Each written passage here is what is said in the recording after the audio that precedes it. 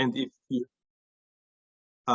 if you think about it, fracture and fatigue is well known. You know these terrible pictures from textbook, like the broken Liberty ships or failed pressure vessels, or like this freaky airplane cabin. And you think these are old pictures. That is, you know, decades ago. But in fact, fracture and fatigue of engineering components is still an issue, like you see in the top right for this turbine, or to the very top in the middle for this wind power plant. And our common testing approach is to relate to standardized specimens where we have a pre-known crack, a predefined crack, and then we apply a certain stress. And if we know a little bit about the geometry, which is hidden in this Y here, then we can estimate or calculate the fracture toughness K when we know the far field stress, the geometry factor, and the initial crack length. And to correlate this K, this fracture toughness, to the mechanisms behind it, in the microstructure, we look, for example, to the crack path, or afterwards to the fractography, to the fracture surface. But when you look at the fracture mechanisms, these are typically very localized, and there are different mechanisms at work in front and behind the crack tip that contribute to the toughening of your material. Now, the problem is it's pretty difficult to take them apart to say which mechanism contributes how much. And it's all very localized processes. And in fact, the local stress state at the crack tip is critical, but we're pretty much required to trust our colleagues that run atomistic simulations if we're asking what are the exact stresses at a crack tip. So if we want to progress in these topics, I would suggest that we need quantitative, highly resolved, laterally as well as temporarily experiments if we want to get closer to the fracture site itself. And people that know me won't be surprised that my suggestion would be to use quantitative in-situ electron microscopy. Because by running experiments, for example, in the scanning electron microscope, we can look at micron scale specimens. We can see where deformation localizes, which phase deforms first, which slip system is activated, where failure localizes, and so on. And if we go even smaller, we can really study what happens within the material. How do individual dislocations behave? How do they interact with the crack tip, with precipitates, with grain boundaries, and so on? So my proposal is that this small scale testing, in particular in the electron microscope, is very powerful if we want to better understand what the mechanisms at the crack tip are.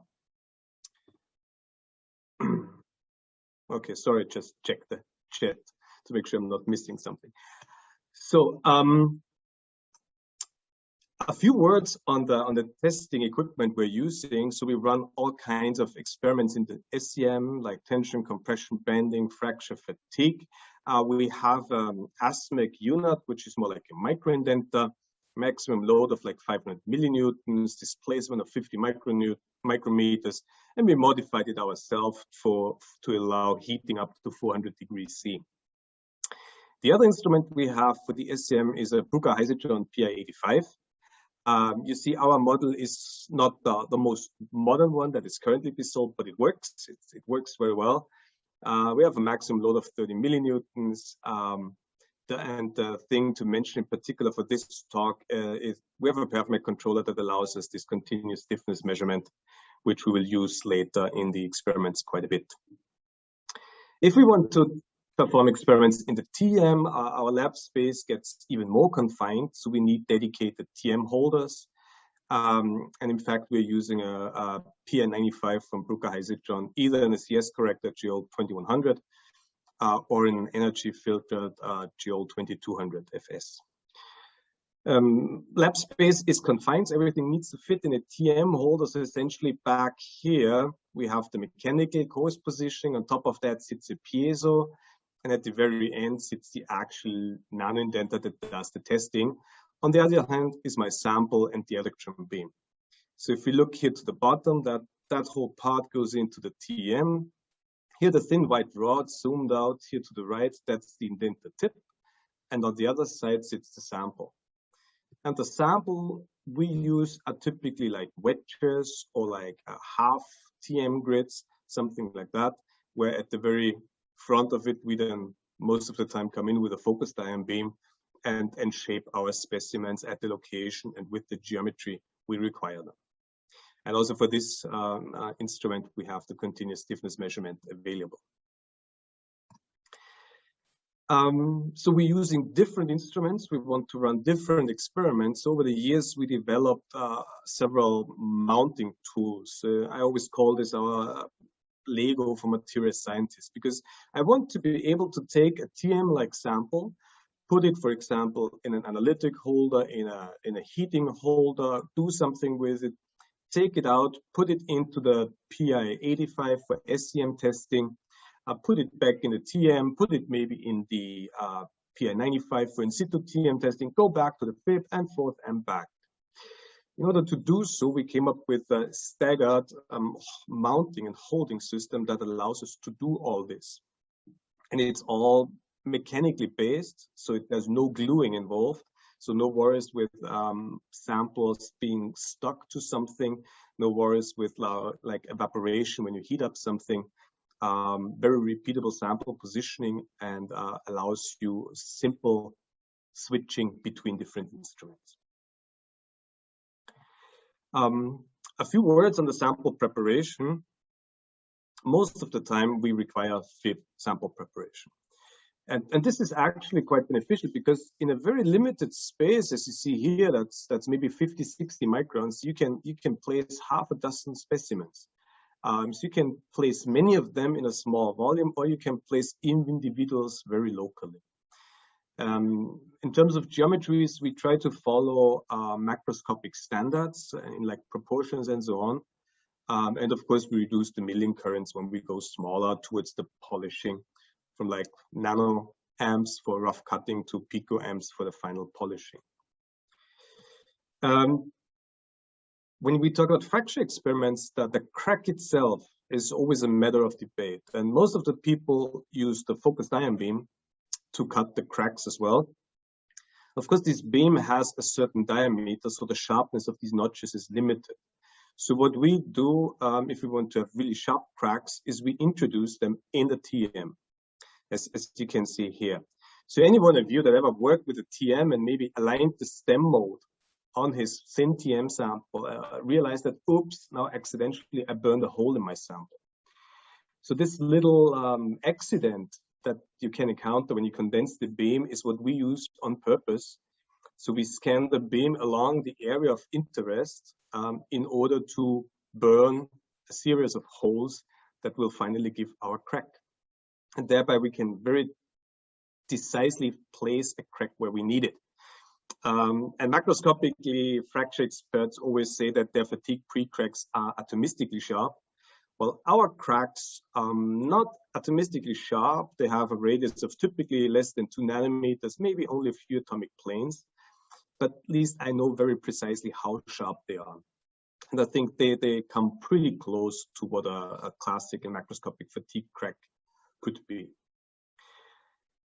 Now, because we used the FIB, we created some damage to the surface of our material, and we need to get rid of this.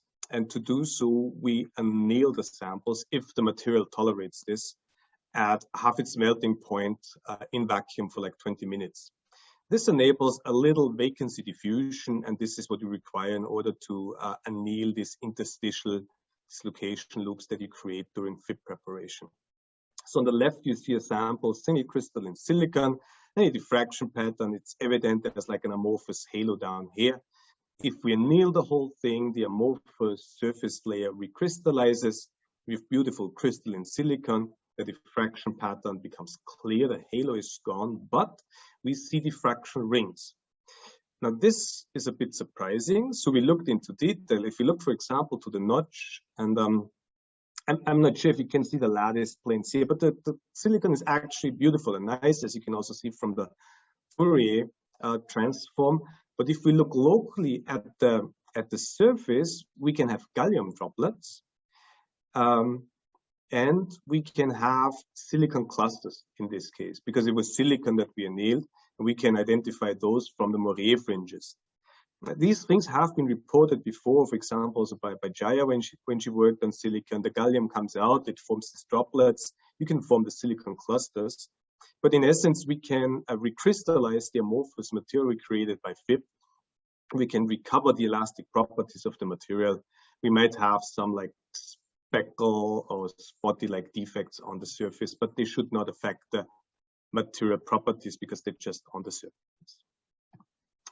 Okay, then we are maybe interested, are there some dislocations in our material, or is there something close to the crack tip that can act as a source of dislocations? So we can do weak beam dark field, for example, and make sure that there are no dislocations in the crack area. And when you do this weak beam dark field, you also notice there's an elastic strain between the semi-crystalline silicon and the amorphous silicon. Yeah? There's a mismatch between these two materials, so the amorphous surface and the crystalline interior, that creates an elastic strain, which you can visualize by weak beam dark field imaging. And if we anneal the material, this strain is gone. The only thing we see afterwards are like spot-like contrast, that's the silicon clusters on the surface, which shouldn't affect the properties of the material to be tested. Now we know the material is in this case perfectly defect-free. We can also use eels typically at this position to map the thickness of the sample, because in TM you can nicely measure dimensions laterally, but the thickness is sort of questionable. So we do low loss EELS mapping to get an idea about the thickness of our specimens. For the SCM samples, we just measure it in the SCM. And now, because we're in the TM, we can know everything about the crystallography. We can know exactly, or we can design our crack to align, for example, with the cleavage plane. We know exactly the elastic, the crystal direction that is stressed when we load the sample.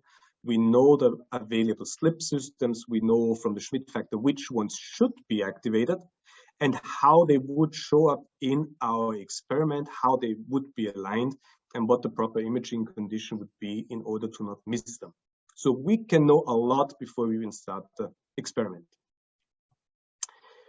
And with this, let me start with some experiments. And I would say over the last years, the community worked a lot on brittle or cleavage fracture.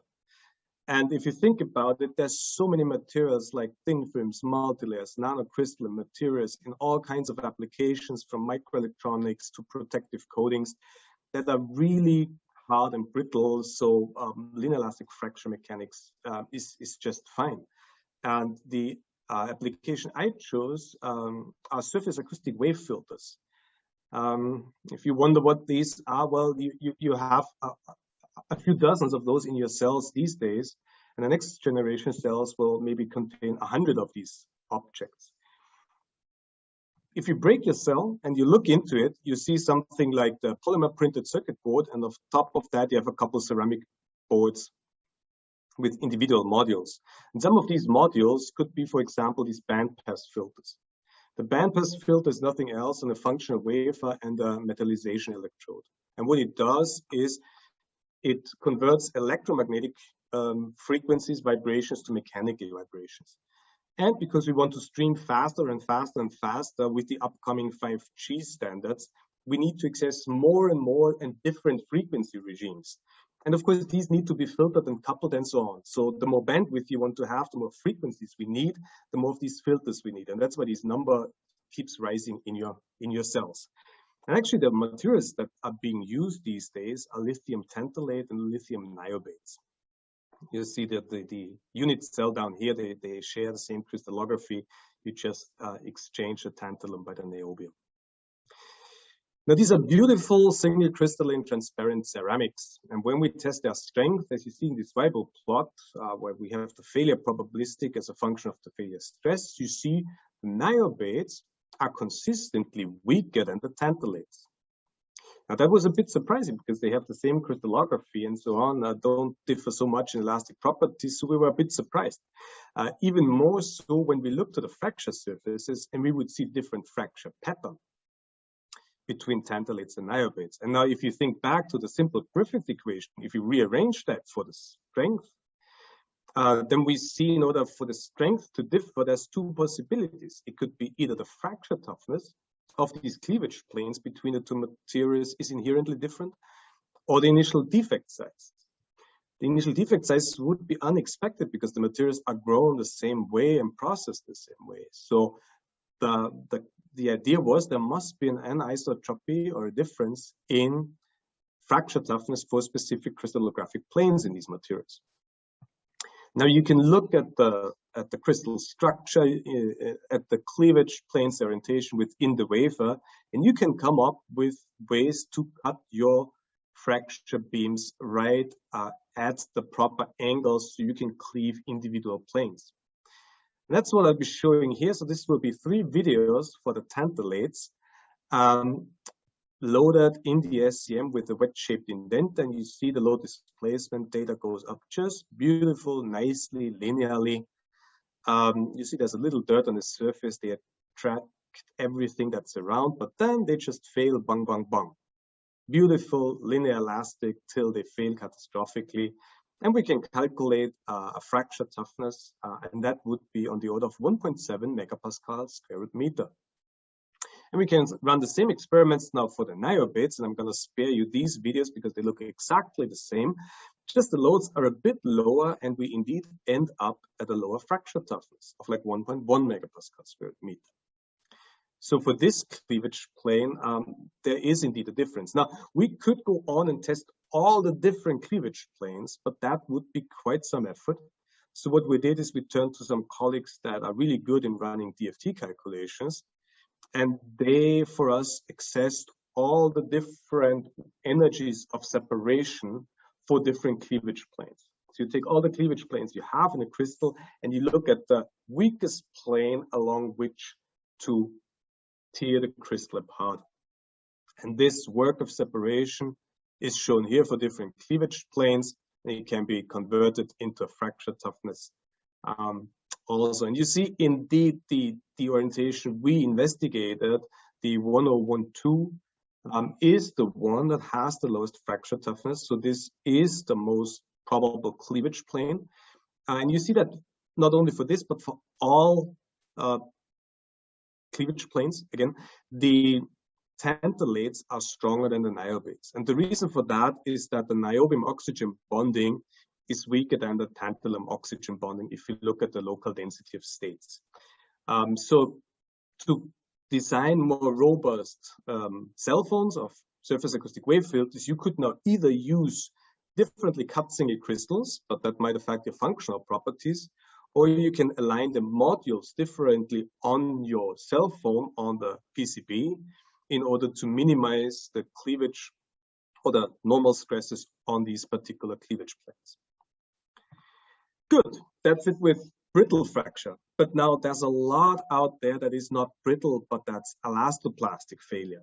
So we want to move on to elastoplastic fracture mechanics.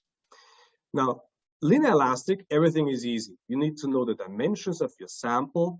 And then ideally, as you saw before, load deflection data just linearly rises to a maximum load. You take that and you can quantify a fracture toughness.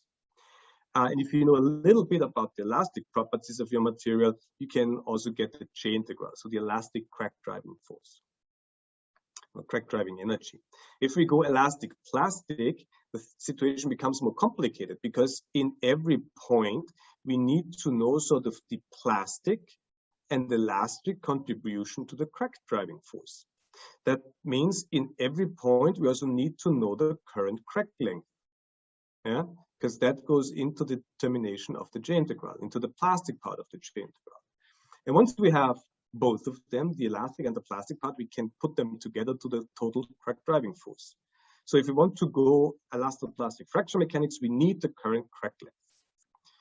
And there are 2 roads we proceeded for that. The first is from the continuous sample stiffness measurement. This was pioneered by Johannes Ast. We just used this CSM superimposed sinusoidal signal, and essentially in every unloading of this sine signal, we can get the current stiffness of the sample. We can translate that to a crack length. And we transferred this into the SEM, and you see such an experiment here for single crystalline tungsten. You see, as long as the load rises up linearly, the crack length is stable and the J integral builds up very slowly, just the elastic part. Eventually, the sample will start to yield at about 800 micronewtons. And once it does so, you note that the crack length starts to grow and the J integral builds up faster until the sample fails. And the video starts all over again. Yeah? So we can measure the sample stiffness. The question is now, how can we get from stiffness to crack length? Many people run finite element simulations of their experiments, but that means that you have to model each and every experiment. And that is a little bit cumbersome. So recently, Marcus came up with an analytical solution to that. If you look at the schematic here, you can replace the singularity at the crack tip by a virtual torsional spring. And if you then follow through the math, you can come up with a solution like this. All you need is your stress intensity factor, which is well known from example, FEM-based data and polynomial fits to it. And you need the current and the initial stiffness of your sample. And then you can solve for the current crack length. And in this case, we run a couple hundred finite element simulations on top, just to show that they and our analytical simulation match up very nicely. So there's no need for finite element simulations. You can just use this simple analytical solution. The other analytical solution out there from Stefan Wurster, who just regarded the reduction of the beam height as the crack grows, is the black line in this graph here. And as you can see, you can be quite a bit off if you use it.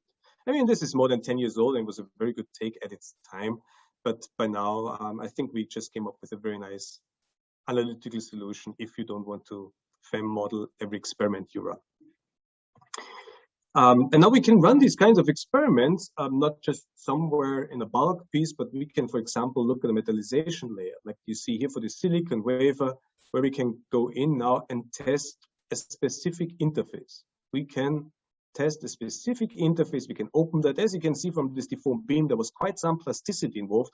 So no chance you could analyze anything here with linear elastic fraction mechanics. You need to take the plastic contribution along. And I'll just go ahead and show you the experiment. We come in again with the wedge loaded tip and we open up this interface and you see the crack nicely moves along the interface. Of course, we bent this beam way further down than any analysis should be applied, but that's just for visualization. And you see again, we have the nice load deflection data, and we have here plotted the compliance, the inverse to the stiffness. So as the crack grows, the system gets more compliant because there's less and less material. So we can nicely do this in situ testing, even at individual interfaces, and run elastoplastic fraction mechanics on it. And if we want to make sure that this makes sense, we think on how to validate our experiments. And we just can look at the fracture surface. And what we see here, we can compare that, what we see on the fracture surface, so this rippled pattern, with just the titanium tungsten film. That's a diffusion barrier underneath the metallization. And you see this is just the same structure. So we're very confident that we indeed opened up the interface between the metallization and the diffusion barrier. So once we're convinced, we can look at the surface we created, and we can take the area under the load deflection data. So we can see how much energy did it take us to create how much free surface. And then we can calculate the energy release rate. And this is in very good agreement with what we determined from our mechanical analysis on the slide before. Good. The other nice thing is, actually, this is not one interface here. If you think about it, it's a thin barrier layer and two interfaces. So we have the silicon oxide to titanium tungsten interface. We have the titanium tungsten thin film itself, and we have the interface between the titanium tungsten and the metallization. And we can test all three of them.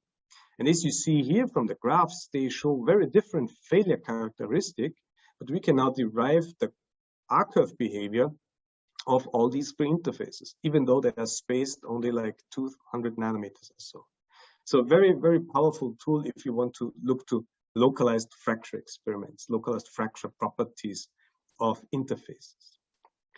The other possibility to, pardon me, let me go a slide back, to get the crack length is to use the images we record. And Clemens has been programming quite a bit because his PhD started right about when Corona picked up. So experimental work was a bit difficult. So he started programming on data we have and developed a framework that allows us to very nicely measure crack lengths in an automated manner from recorded videos. Of course, you need to like load the file data, get the image resolution, the scales, the areas of interest, and then Clemens applies a couple of filters with the aim to work out the crack contour, to identify the actual crack contour in an automated manner.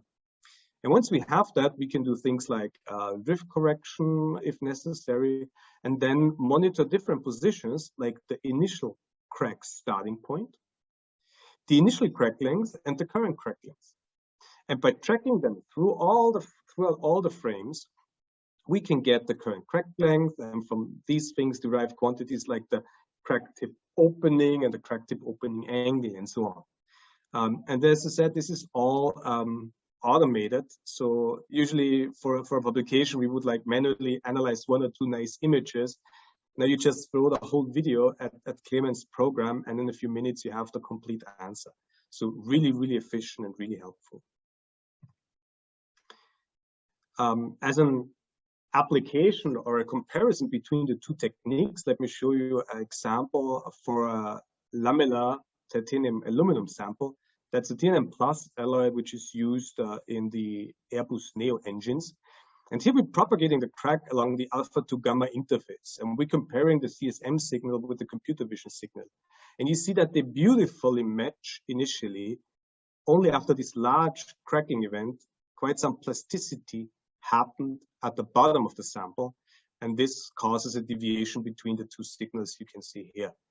Again, this is well below the point where any fracture mechanical analysis would be attempted, but it's still nice to have the possibility to compare the two signals to see if they both in agreement, and we're pretty safe. If they start to deviate, we should maybe be a bit more cautious. Okay, so we're good to run elastoplastic fracture mechanics. So there's a couple of things we can take a look at now. We can look at multi-scale fracture properties. We can test multi-phase materials. We can look at interface properties, and maybe even to the point at what happens at the crack tip. And in the remainder, like 30 minutes or so, or a little less, I'll trying to show you a couple of examples of these individual points here. So because these nanomechanical experiments I showed you so far won't be a surprise for you, but they're really capable of answering all these questions. You can address all these things using such kind of experiments. And the first problem is sort of a long-standing challenge to material scientists. We want to make the optimum material. And if we want to make the best material that is there, of course, we have some applications in mind. And there might be some requirements like corrosion resistance, temperature resistance, hydrogen resistivity, what the heck.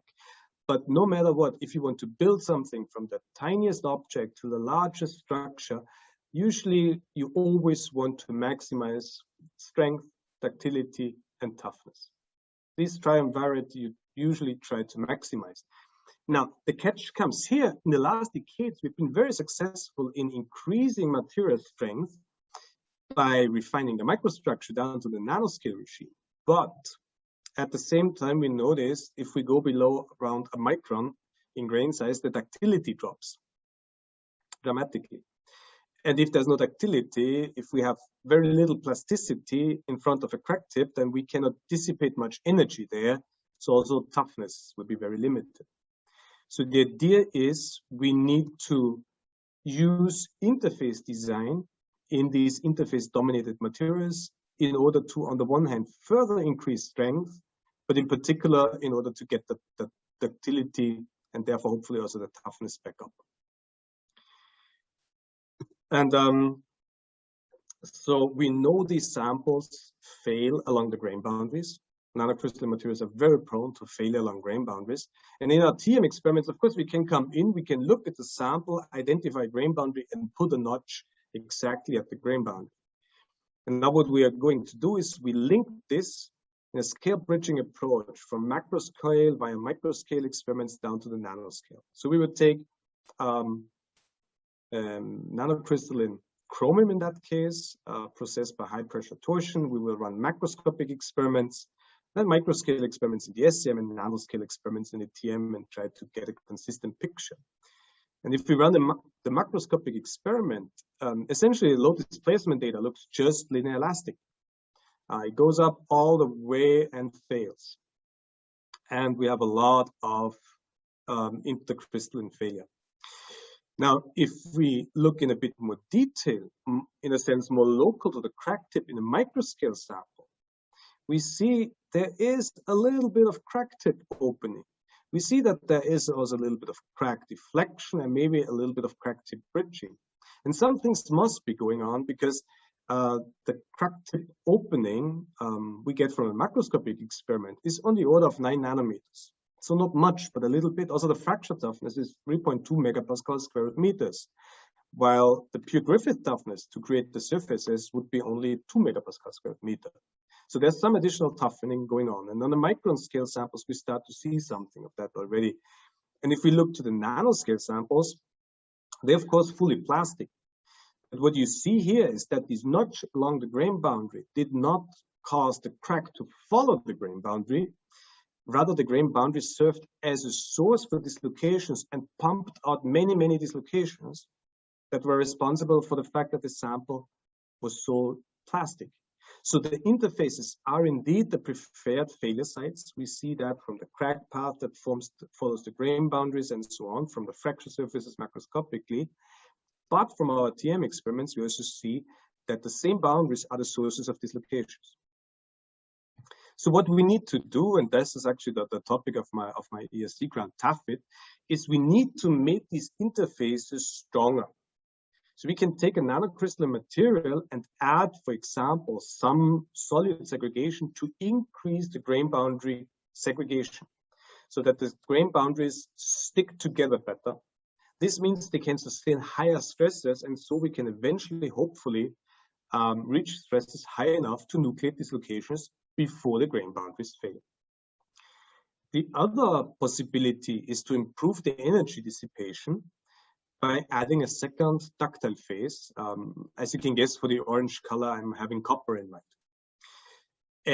Or you could remove the second phase afterwards and be left with a nanoporous structure, which would reduce the weight and also remove the local stress concentrations. Of course, in the later two situations, you can still play with your grain boundaries and modify the grain boundaries to increase their cohesion. And just as an example, this is all stress versus strain for like nanocrystalline tungsten. And you see by adding grain boundary modifications, we can increase strength and ductility quite a bit. And if we go from the single phase nanoscale material to the nanocomposite by adding copper, we drop in strength, but we can increase plasticity a lot. And if we add grain boundary modification on top, this gets really like 2 gigapascal strength and 20% plastic deformation. Some advanced high strength steels are in that range. So we're having really good performance with these materials. But coming back to the scale bridging idea, now if you combine these experiments in this manner shown here, you can test the whole bulk structure, but you can test individual microstructural components. And by testing different volumes, you can discriminate the different toughening contributions, and you can relate the crack tip processes to the macroscopic properties. So in order now you have a means to figure out why the crack sometimes creates a lot of plasticity and sometimes fails brittle just along the grain boundary. Good. Let me come to multi-phase materials. And actually, when we come to multi-phase materials, I'd also like to mention that shear loading of these interfaces then really becomes an issue that has not been considered much so far. So the shear loading of interfaces is a very common situation, in particular for hetero interfaces. It can be intrinsic, for example, because you have different elastic moduli or CTEs or both. And you have that in thin films all the time, or in biological materials. Or it can be due to extrinsic loading situations. If you think of machining operations, joining or wear, you have a very high shear component to the deformation. And we looked at that in a joint project with colleagues in Santa Barbara, Gambalbus, Fulin Wang, and Dan Gianola. The whole thing was funded by the Marshall Plan Foundation, allowing Markus Alfredo to go there. And again, we're going to be looking at this interface, the tungsten titanium copper interface in this microelectronic device. And since I'm slowly going down from SCM towards TM, I thought I'd throw in these examples of transmission SCM. So we're still working in an SCM, but now we have a segmented detector underneath our sample, so we can do TM like recording. And as I said before, this makes your life a little easier. You get TM like pictures, but in an SCM vacuum chamber, so you have way more space, which makes experimental setup easier. Still, you get images that are very close to what you can achieve with a TM. I'm going to show you a couple examples. Then we used one of these push-to-pull devices, but we did not use it in the usual tension geometry. We also used it in tension configuration, but we could also place the sample here. And now if we would push on the moving part, it would pull this specimen, but it will shear this specimen. So of course, this requires pick and place operation and some platinum welding, but this now allows us for a mode 2 loading. And this is not so commonly done these days. And I'd like to show you an experiment. So again, we look at this interface, and I'm just going to show you one loading cycle of a whole series, and we're going to shear the sample like this. And you see on the bottom right, well, you'll see a lot of dislocations running around and bent contours, and you see on the right side a crack opening. The titanium tungsten layer is not transparent for these 20 or 30 kV electron beams, so that's black. So unfortunately, we can only see in the copper film, not in the titanium tungsten. There, a real TM would be more powerful. So, but we can look at the individual frames we collected, of course, and the top row, that was from the previous loading cycle, which I did not show you, where we nucleated a native crack here. And then when we loaded it again, we could propagate this crack. And we can, of course, look at things like the crack opening displacement very locally. Of course, only on one side, because the titanium tungsten layer does not deform. But you see that the crack opening goes up linearly with deformation, with crack length, as you would expect, up to a critical value on the order of 100 nanometers. Then we have a distinct crack elongation. And then the setup loads up again to a value of about 100 nanometers, and then we have fatal failure. So it seems there is a critical COD value of 100 nanometer for this interface. And this can, of course, again be transferred into energy release rates or fracture toughnesses. So again, we have now a mean to address fracture mechanical properties in a shear mode, for example, this crack opening displacement. And as I said, we can see dislocations in these experiments. And when we know the crystal orientation, for example, from a Kikuchi measurement, we know the crystallography, then we can back out the local shear stresses very close to the crack tip in this SCM experiment. And that brings me towards the last part. Can we really look towards the crack tip? Can we really see what's going on close to the crack tip? And here's a sample for a single crystalline chromium film. Well, it's just single crystalline chromium. And again, we know everything. We know that the glide planes, we know where we could expect and see dislocations. I'm just going to play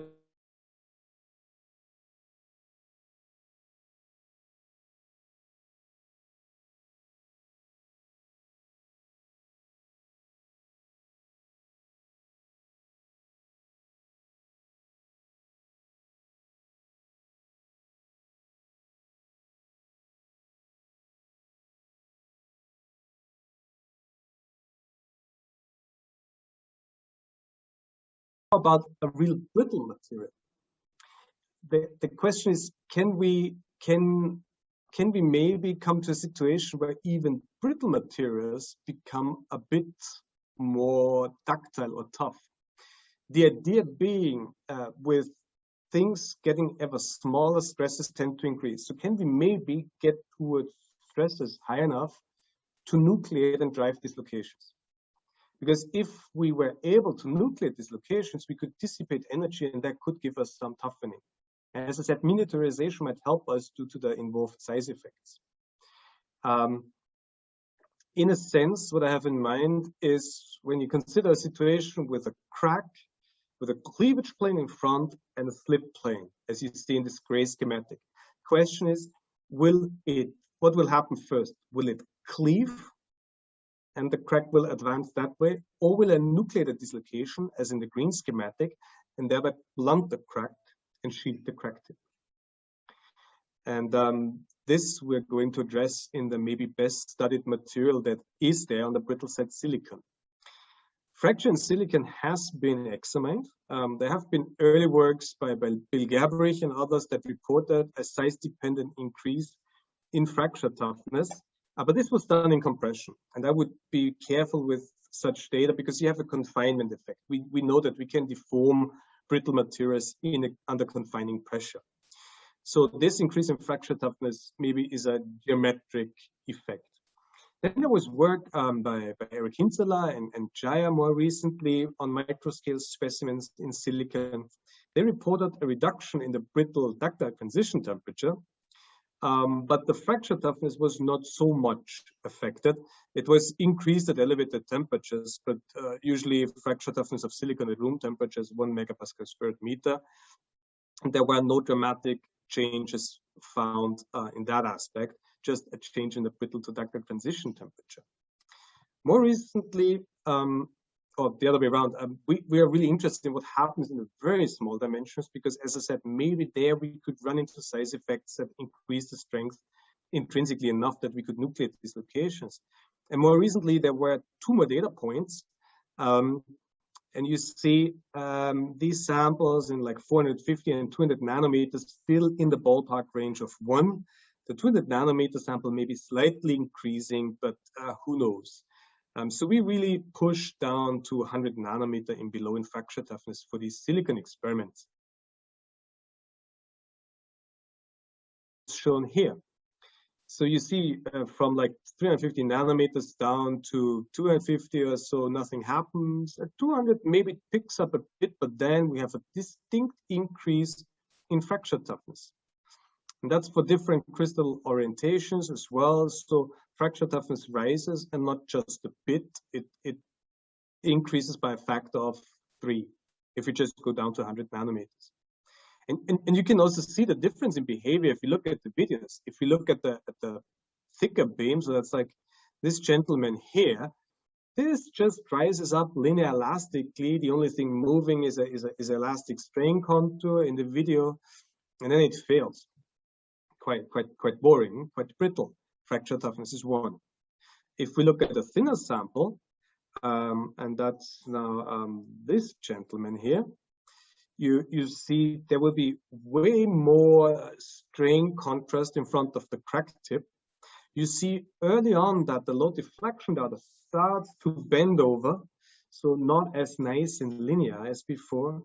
You see there's quite something going on in front of the crack tip. It's not very distinct, unfortunately, but you have this cloudy area with all kinds of strains, and then the crack progresses and stops. So we could recover this sample and thin it afterwards and look at it in the TM in a bit more detail. And what we see in front of the crack tip are indeed dislocations, and we can name them. We have 5 screw dislocations and 2 edge dislocations on the 111 plane in front of the crack tip. We can also check the crack tip opening before and after the experiment. Now this is for a different sample, but we see that the crack indeed blunted, and we see some slip traces from dislocation. So we did nucleate dislocations from the crack tip. And so we dissipated some energy. And we can also, in the bottom right, we see the dislocations coming out of the crack tip. In the top image, it's a little hidden behind the bend contour, but then when the bend contour moves over, you can still see the dislocation nicely sitting there. So we see dislocation emission from the crack tip, and these dislocations shield the crack tip, reduce the stress intensity at the crack tip. And we can actually do a little bit of math. The local shielding intensity of these dislocations. For this experiment, we derived a 2.4 megapascal square root meter fracture toughness. And I just said, okay, silicon, it's 1. Fracture toughness is 1. So if we subtract 1, we end up at 1.4 megapascal square root meter. This should be contributed from the surrounding dislocations. Now we can take the simplified Higashiga backstress model, looking at the dislocations and their distance and the arrangement with respect to the crack tip. And what we arrive at is a contribution of these dislocations shielding the crack tip of 1.13 megapascal square root meter. So a very good estimate with the 1.4 we should get. So it's indeed the dislocations here at the crack tip that are responsible for the increase in fracture toughness. Now, many of you might think, well, yeah, that's just a thin sample. That's just a plane stress problem. I mean, you're just in this plane stress, plane strain condition. That does not make any sense. And I agree, we had the same concern. Or it would be the obvious question to ask for this kind of experiment. So what we did is we ran nanoscale diffraction analysis to get the local strain field at the crack tip. So during the experiment, we would take an area of interest like here, and every 2 nanometer, take a diffraction experiment, a diffraction pattern, like you see here. And now from the distortion of the diffraction disks, we can get the local strain. And from the local strain, we can, in an elastic picture, get the local stresses. So since the whole analysis is not straightforward, we created a digital twin in finite elements, distorted the lattice, fed the distorted lattice into a computer program that would, for these distorted crystals, create diffraction patterns. From these diffraction patterns, we would do the nanobeam diffraction strain analysis.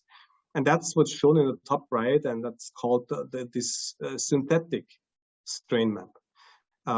And the bottom right image is the input finite element data. And you see there's very good agreement between the input finite element data and the synergetic diffraction strain analysis. So the analysis is correct. Now, if we take our experimental data, that is shown here on the left, that's the strain map we recorded experimentally, and that's the finite element prediction from a digital twin. And you see there's very good agreement. The plasticity in silicon is so limited that the plane strain state still applies. And we can employ linear elastic fracture mechanics in their simplest way to calculate fracture toughnesses. And the K values we compute are correct. Now the question is only, then what is the reason for this increase in fracture toughness? And this is shown here. So it comes again down to the question, what happens first? Cleavage of the crack or dislocation nucleation? So what's larger, the shear stresses or the normal stresses? And for microscopic cracks, we used to think that the stresses in front of the crack tip decay with this square root R behavior, right? And for large cracks, that's actually correct, because we will be at very low values of R over A, so distance to over crack length. Yeah? We will be somewhere down here where the sigma XX, sigma YY, they're essentially the same. But if this ratio increases, and this is the case for our short cracks, you see the exact solutions for sigma 11 and sigma 22 or sigma XX and sigma YY, they start to deviate. And this deviation leads to the following results. If we look at the Tresca stresses in blue and the crack opening stresses, so the cleavage stresses in red, for 1-2 micron samples, they just superimpose. There's no difference. But if we come down to 200 or 100 nanometer samples, due to this deviation in the 2 stress components, the normal stresses, so the cleavage stresses, are reduced, while the Tresca stresses, so the shear stresses, they go up. And about 200 nanometers, the one overcomes the other, and that's why we're able to nucleate dislocations. So if we superimpose the ratio between the shear stresses, sort of the Tresca stresses at 70 degrees, where you nucleate dislocations, and the cleavage stresses, you see this ratio very nicely follows the behavior of our K values, the increase in fracture toughness. And I should also add that these calculations were also done in tension. So it's not a geometric artifact of this bending geometry. The same should happen in tension. So the finite element predicts the exact same thing due to this deviation in the exact solution between the sigma 1,1 and sigma 2,2 stresses, also in tensile loading of silicon. Okay. With this, I'm at the end, and I would like to summarize on this colorful slide. I hope I could show you that nanomechanical microscopy is a really versatile tool, allowing you to analyze multi-scale fracture problems. You can look at different volumes, and thereby you can sort of mechanically zoom in. You can test the whole component, or you can zoom into the grain phase interface of interest and really see what the properties are. If you want to do elastoplastic fracture mechanics, you need the current crack length, and I showed you that we can use either the sample stiffness or the visual crack length to address these things. We can take these experiments even down to testing individual interfaces. We can map the plastic zone. This is something I did not show also for the plastic condition, but what I showed you is that we can map the elastic strain field around the crack tip, and we can boil these things down to individual dislocations at a crack tip. With that, I'm at the end. I would like to acknowledge a couple funding sources, most of all the European Research Council that funded my ESC grant, the Austrian Science Fund and the Austrian Research Promotion Agency, and the Marshall Plan Foundation that enabled this nice exchange with the colleagues in Santa Barbara. Most and for all, however, I would like to thank you for your attention, and I'd be happy to answer the questions. Thank you, Professor Kino. It's a really fantastic talk. Thoroughly enjoyed it. We have a few questions, and I'm so sure that there may be more coming. So the first question is about on your sample preparation for TEM and ACM. So I think one thing that you explained, that while you were making the TEM sample, you just poked it and you got the crack, and perhaps you also used focus beam to fabricate these notches. So the question is reads as follows: for TEM sample, is it possible to use focus beam to fabricate notches? What about the ACM samples? Do you need to resort to FIB?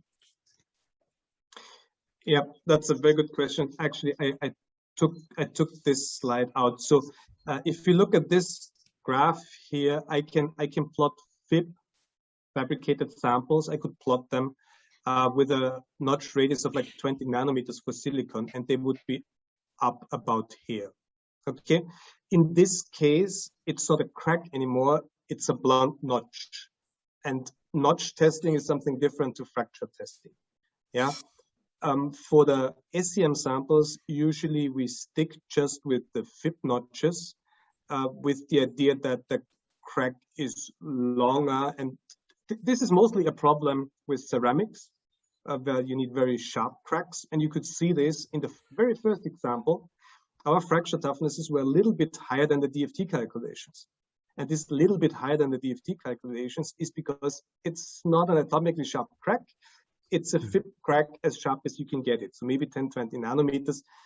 And in a ceramic society, this is very well known. If you don't have a sharp crack, but a blunt notch, the fracture toughness will be higher. Yeah. So for TM, I would really recommend using the electron beam to make a possibly sharp crack. In the SCM, depends a bit on the material. For very brittle materials, there's a known sensitivity to the crack tip radius. So in ACM, just a follow-up question: when you make these FIB cracks, how do you ensure the sharp that the crack is really planar? Like not, do you end up fibbing a little bit more on the surfaces as compared to the center or the bulk? How do you ensure that? Yeah. we usually try to polish the surfaces afterwards. So we cut the crack across the sample, then you will have this grooving on the surfaces, Yeah. and then we polish them again. And sometimes the crack does not progress in a flat manner. But that's the same like microscopic fracture testing. It can be lagging behind, it can be run ahead. And this is something you can pick up if you compare the visual data with the CSM data. The CSM data does the same, like partial unloads, it measures the whole thing, and what you get out is sort of the average crack length. In the SCM, you see the surface. You don't know if it has like such a geometry, if it's flat or bent or stuff. From the stiffness data, you get the average. If you compare the two and they match up, you can be pretty sure that the crack is straight. If there's, for example, an increasing difference between the two signals, then one tells you the surface where the crack might stay behind, and the other one tells you, oh, it's already growing in the inside. Sure. So the next question is about your work on Niobet and Tantalate. Very interesting, the results of the differences and of course confirmed by the DFT calculations also. So the question is, did you test different orientations of these two crystals? Did this lead to changes in crack growth direction, and how does one account for this using existing solutions? So I think that you showed only one result that was 80 plus degree orientation. Did you do more orientations and then yeah? To be frank, no, because this was the weakest orientation. So we had our suspicion that this would be the weakest orientation, and the DFT confirmed this. So if the device fails, that was an industrial project, so it was an applied project. So the industry partner wanted to know its weakest link. So we did not go ahead experimentally and test all the other stronger orientations because they would not be critical. Yeah. So had the DFT predicted that there would be another orientation that is even weaker, then the task had been on us to go in and test this and confirm it. But since the DFT said, yeah, you picked the right one, it's the weakest one, we did not go ahead with the experimental effort for the other planes. So I had a follow-up question on this. When we do the DFT calculations, essentially we assume periodic boundary conditions. That makes the sample really big, right? The surfaces then don't play a much major role. Whereas when you are testing small samples, surfaces are there, and all the length scale effects that you showed at different lengths, like length bridging. Means how means from design wise, why should we expect the DFT and the experiments, especially at this length scale, to really match?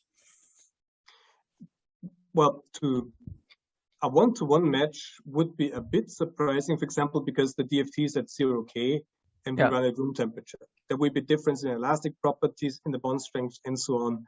So I would not expect that the DFT can really give you the value. But the point is, it gives you a relative scaling. And as I said, the DFT said we already found the weakest one. And that's why we were happy with our experimental value that should be valid. Yeah. If DFT had predicted a lower plane, then we would have gotten in experimentally and really measured that plane to make sure that's the value. Sure. Yeah. So moving to the next question, this is about how you measured the crack growth, especially in your elastic plastic work on nano UFG chromium. So the question is about you have compared the crack extension measurement by CSM and computer vision methods for titanium aluminum laminar materials. Although good agreement is observed between the two, deviation is observed at a later stage. Which is more accurate and gives the true value? Your thoughts on that? So the deviation, as I said, was after this large crack extension event, where then we had significant plasticity on the bottom side of the sample. Now the mechanical measurement, the CSM, probes the whole sample. So this value, I would say, is accurate. The image correlation just sees that the crack gets longer. but it does not take into account that actually the sample gets thicker at the bottom because it plastifies there. Yeah. So this the computer vision just sees a growing crack. Okay.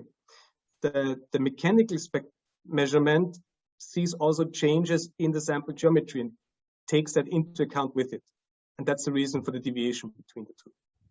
So I would say, if you measure the whole sample, you measure the whole sample. That's the truth. The computer program can only be as good as it is. We would have to, on top of the crack, also track sort of the finite dimension of the sample and then continuously update the sample thickness, so to say. Then the results would match. But it's not really necessary. This is at a point of deformation that the fraction mechanical analysis would hardly be valid anymore. Sure.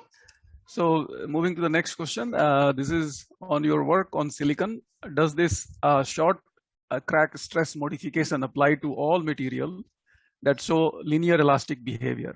Can one predict at what point a size effect in fracture toughness kicks in other materials? Using the same explanation, would it occur at the same size in all brittle materials? That's a very interesting question. Actually, I should sit down and write a proposal for this work. So I have no experiments to answer that, just my opinion. I think this is asked by Jaya, if I'm not mistaken. So well, maybe we should write the proposal together. Collaborate.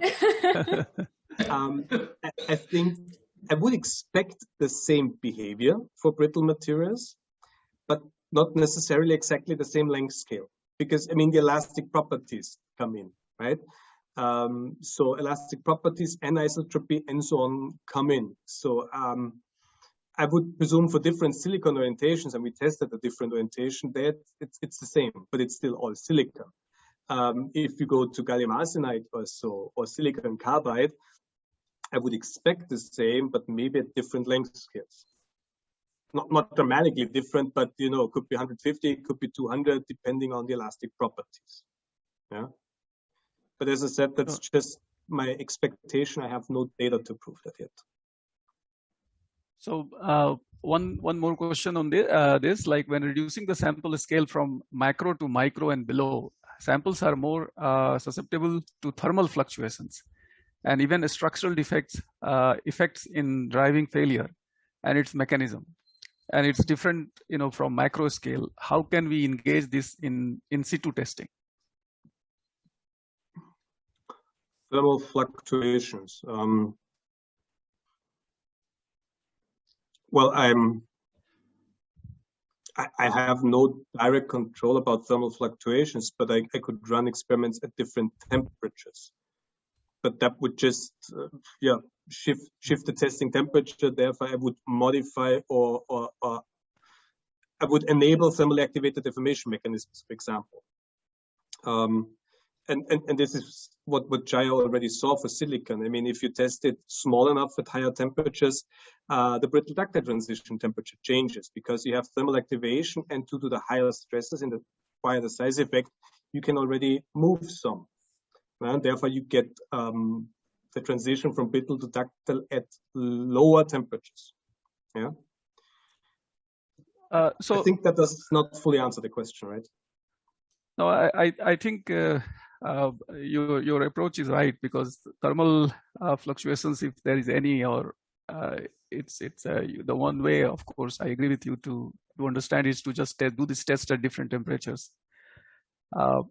One follow-up question on this was that when you were changing the sample dimensions, when you were really going into, you know, around 100 nanometers, you know, ideally we should expect that the different samples, whether they are at that scale or bigger, they should have same initial dislocation density, right? To ensure that they have do you have a sense of what is the initial dislocation densities in this sample, and if they change with the thickness of the sample? So this is a question that I cannot answer in a general sense. I mean, for the silicon samples, there were no dislocation in any of those. For the nanocrystalline samples, it's difficult to control because typically you have a lot of dislocation content in the grain boundaries. and it's very, very cumbersome to analyze them. And for the things in between, it depends a little bit on your luck what you get. For example, testing copper in the TM, we had a situation where dislocation source was very close to the crack tip, and you could see we would load up that sample and it would activate that source and boom, fill the sample up with dislocations immediately. If there's no dislocation close to the crack tip, we would reach way higher loads before eventually we would start to nucleate dislocations from the crack tip itself. So to answer this, we have no perfect control over the dislocation density. In a statistical sense, they're the same like in your bulk material, but of course, if I do 100 tests in silicon, I might have one sample that contains one dislocation. And if I have bad luck, this might be close to a crack tip and change the behavior. Then I have one outlier to the rest. The good thing is, since I usually see what happens, I can rationalize why this one behaves different.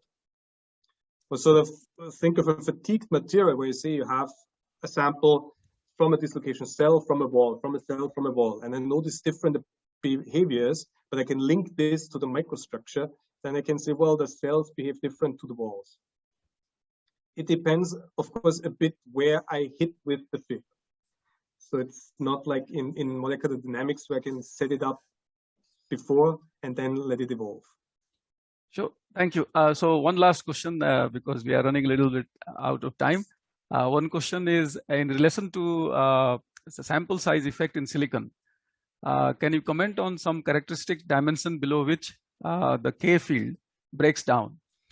Is this simply K1C divided by yield stress squared, or are we seeing some effect of the T stress here?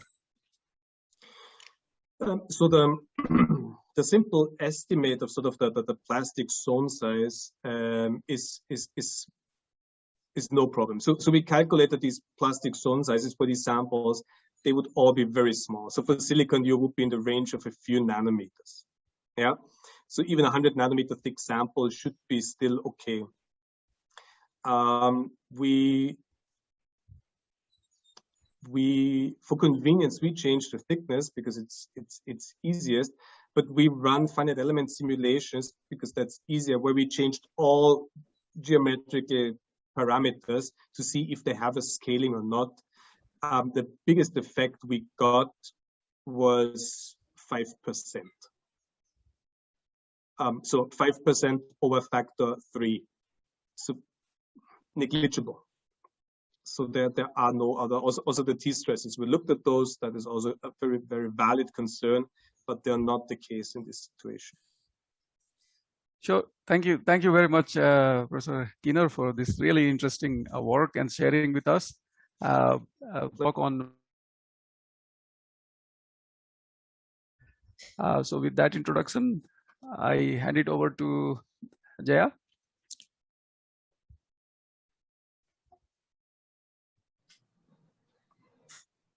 Thank you so much, Praveen. Are you able to see my screen? Yes, we can see your screen. Okay, thank you.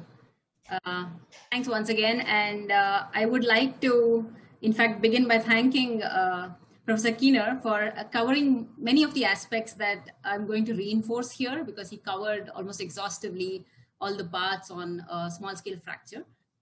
So I will highlight the parts that I have been involved with during both my postdoc at Max Planck Institute for Forschung in Düsseldorf and what we are doing currently with my students at IIT Bombay. So I would like to, of course, acknowledge all the collaborators that I have worked with over these years, especially dealing with the microscale fracture work. Indian Institute of Science, Bangalore, MPIE Düsseldorf, RWTH Aachen, Germany. These are the collaborators on some multi-layer thin films work that I'm going to show. And more specifically, we cannot get anything done without the students here. And the students who are involved in the work that I'm going to show are Nidhin, Ashwini, Tejas, Rishikesh, and Taksh. And of course, more importantly, the funding sources that I would also like to acknowledge, IIT Bombay and the Max Planck Society Partner Group. And lastly, I would like to thank the organizers, Bruker, Hysotron, and Industron Nanotech. So I would like to sort of begin with the motivation of why we need to do microscale fracture. Basically, why would somebody not use the bulk scale fracture properties that are already well known and measured? Why do we have to do it at the length scales of their application and service? And also, how does it help us to determine failure mechanisms in a site-specific manner? There are examples of which you've already seen in the last two talks. So this I will not spend too much time on. But the third part is to be able to develop strategies to enhance damage tolerance in thin films and small structures. So how does it really help to engineer structures which are having better damage tolerance is to be able to, first of all, measure precisely what is the existing damage tolerance. So that's sort of how it's connected. Then I will talk about the methodologies that we use. Again, elaborating on what Professor Keener already touched upon, all the capabilities and testing methodologies that we have been using specifically. And the challenges which include lack of, ASTM standards, whether these tests are reliable and do they hold during a round robin test, for example, and what about mode mixity when we change certain ratios and beam dimensions? What about, these questions kept coming up. What about the, how do you make the notch? How do you make it look like a pre-crack?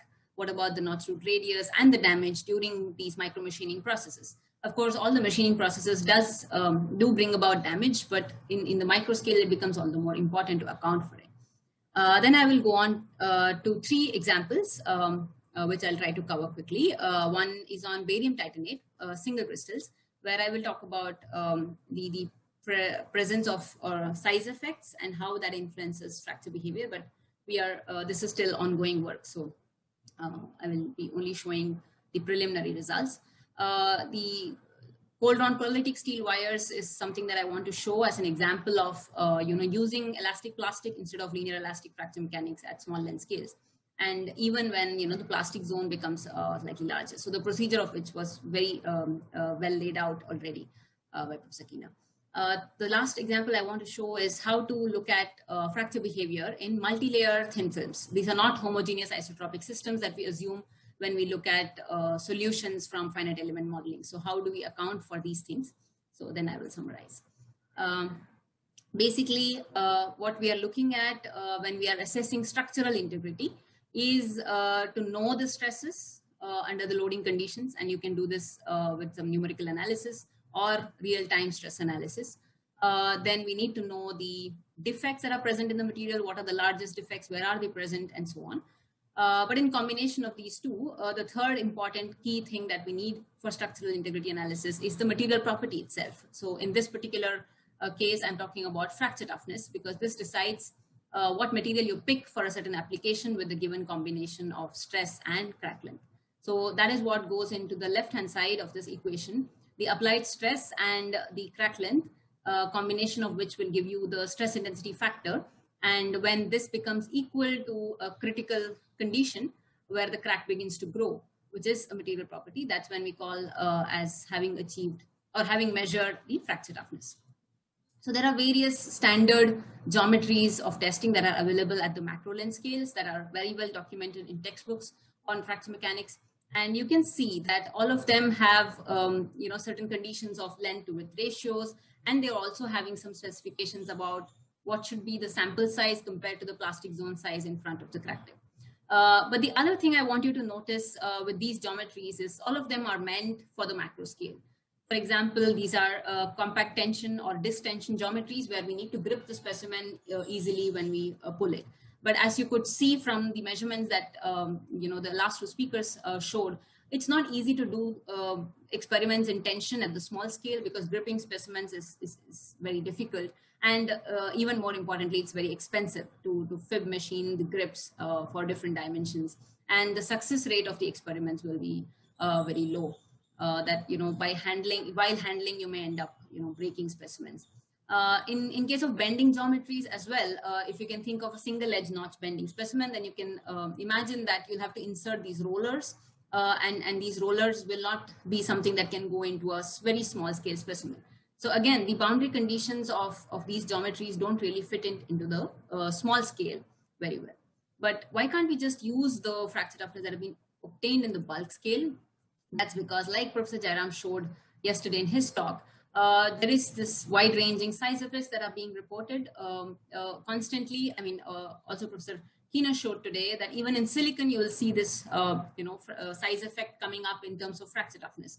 So as you reduce the sample size, this is in terms of sample thickness here. As you go on doing that, there is a transition from plane strain to plane stress. This is something that's well known, the first, sort of half of the curve. But the latter part of the curve is where people have shown that there is actually a decrease again in the fracture toughness. Now, is this because of the processing methods? Is it because of the microstructure? Is it because of some continuum considerations that we have ignored? All of this is under question. So basically, although we say that fracture toughness is a material property, there is a zone in which it becomes specimen size dependent.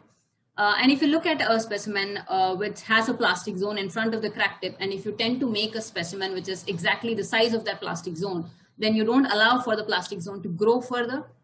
And unless it reaches a stable size, you will never be able to measure its full-blown fracture toughness. So again, because of this limitation in the development of the plastic zone, you will see that the fracture toughness that you measure at small length scales is different from that at larger length scales.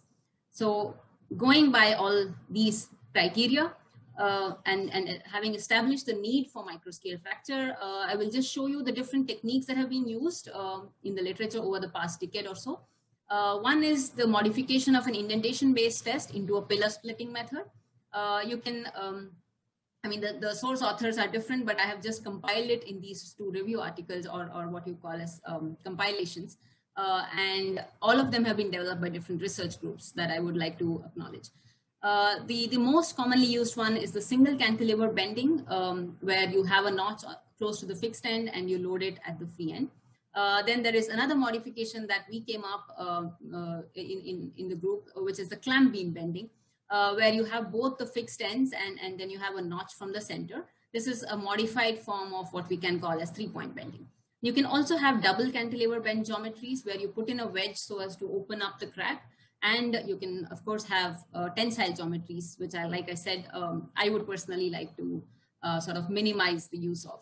But as you can see, these bending geometries, all they need is actually a nano indenter system to load it. And you can miniaturize like the larger to the smaller length scales pretty easily.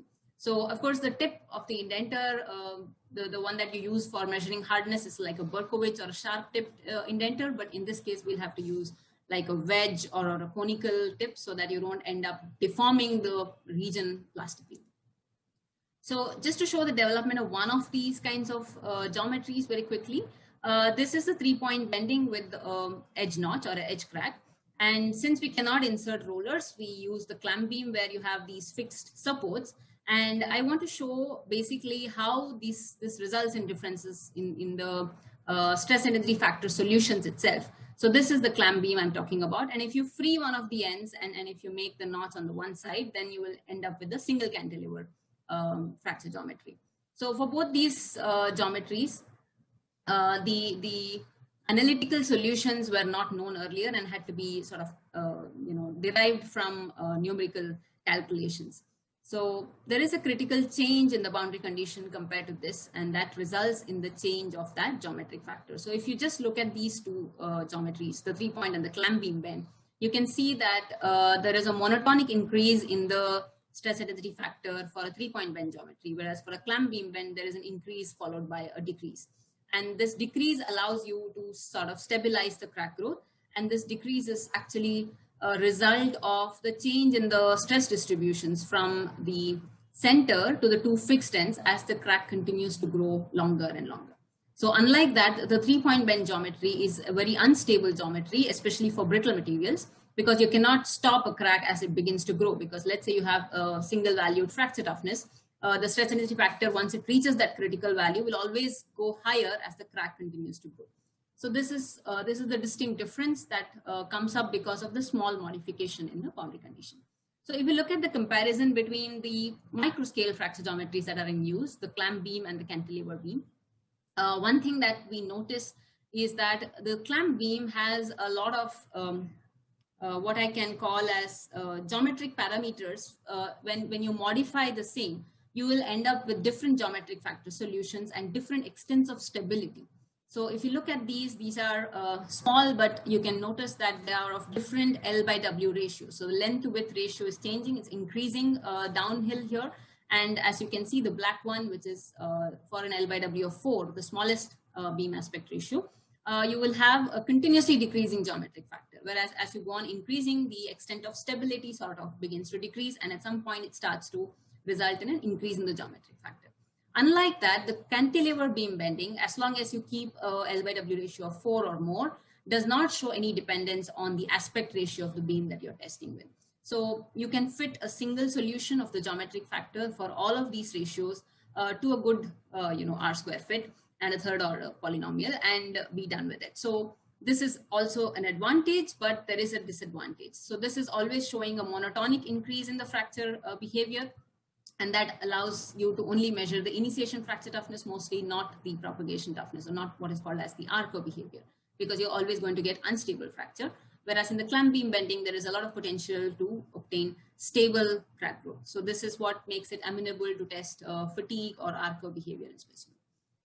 One can also change the aspect ratio further down. So I talked about an L by W of 4, but if you start making more offsets, then you can actually get mixed mode loading. So in the clamp beam case, again, if I move the position of the loading with respect to the notch tip to more and more, offsets, I end up getting a mixed shear and tensile loading condition. So it gives you a mode 2 and a mode 1 fraction.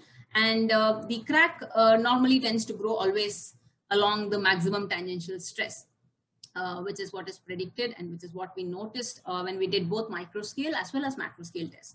But one thing to notice is that at some value of this offset, the stress intensity factor actually in the mode 1 direction actually goes off to 0, whereas the mode 2 condition is still finite. So you actually get pure mode 2 loading in the case of the clamp beam, and you can in that loading, you can measure the fracture toughness as a function of loading mode and determine whether, where is it higher, what about anisotropic or materials with interfaces and so on. It opens up various possibilities.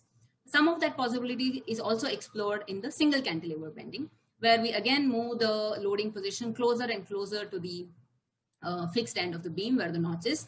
And if you again notice that the K2 by K1 ratio, or what is called as mode mixity ratio, that sort of shoots up as the L by W ratio goes beyond 2. So a pure mode 1 loading condition is obtained for an L by W of more than 4, but when you have smaller L by W ratios, you get a high amount of mode mixity. This mode mixity is also sort of achieved when you sort of move the position of the notch with respect to the fixed beam, and we have analyzed it further. But what we use to use these simulations for is to sort of put out protocols which help us measure fracture toughness, which are not dependent on some geometric parameters. So what are those ratios which you must maintain so that you will get pure mode 1 or pure mode 2 fracture toughness values?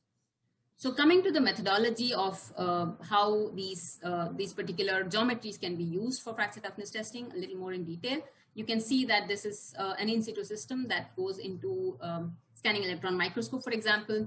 And if you load a clamp beam and you're going to watch it along with the loading condition, you see that at some point where the crack begins to grow, there is an increase in the displacement at a constant load. There is a displacement jump. And then the crack seems to stabilize. It does not grow fully in one shot. So it is able to take higher loads before, finally, when you reload it to very high loads, it obviously will fail. But the good part, like I was talking about, is that the clamp beam geometry is able to stabilize crack growth even in the most brittle materials. This was observed in silicon. This was an example of a bond coat which is made of an intermetallic, which is also extremely brittle. So take this fracture load and put it into the equation, and you will get what is called as a fracture toughness. So I just switch from one geometry to another because I think I have made you familiar with both these techniques. And it's easier to get it with a cantilever to get initiation toughnesses. So if you have linear elastic fracture behavior in your material, then you just need to get the peak load at which the material has fractured, and then you will see that the load drops completely to 0, unlike in the clamp beam bending case. And you plug in that critical load at which material fails, and you have these solutions from different authors for different geometric conditions, and you get the K1C of the material. But what to do if you have an elastic plastic behavior in the material? That is, if you have a larger plastic zone and the material is showing some deviation from linear elasticity, then again, very well documented solutions are now available. Stephen Wooster published this a long time ago, and of course, there are better solutions now, like Professor Keener mentioned, using the continuous stiffness method. But if you don't have the continuous stiffness method, you can still do a manual load-unload sequence. And when you do this manual load-unload, you will see a change in the stiffness as the crack continues to grow. And you can convert that change in stiffness to a change in the crack length.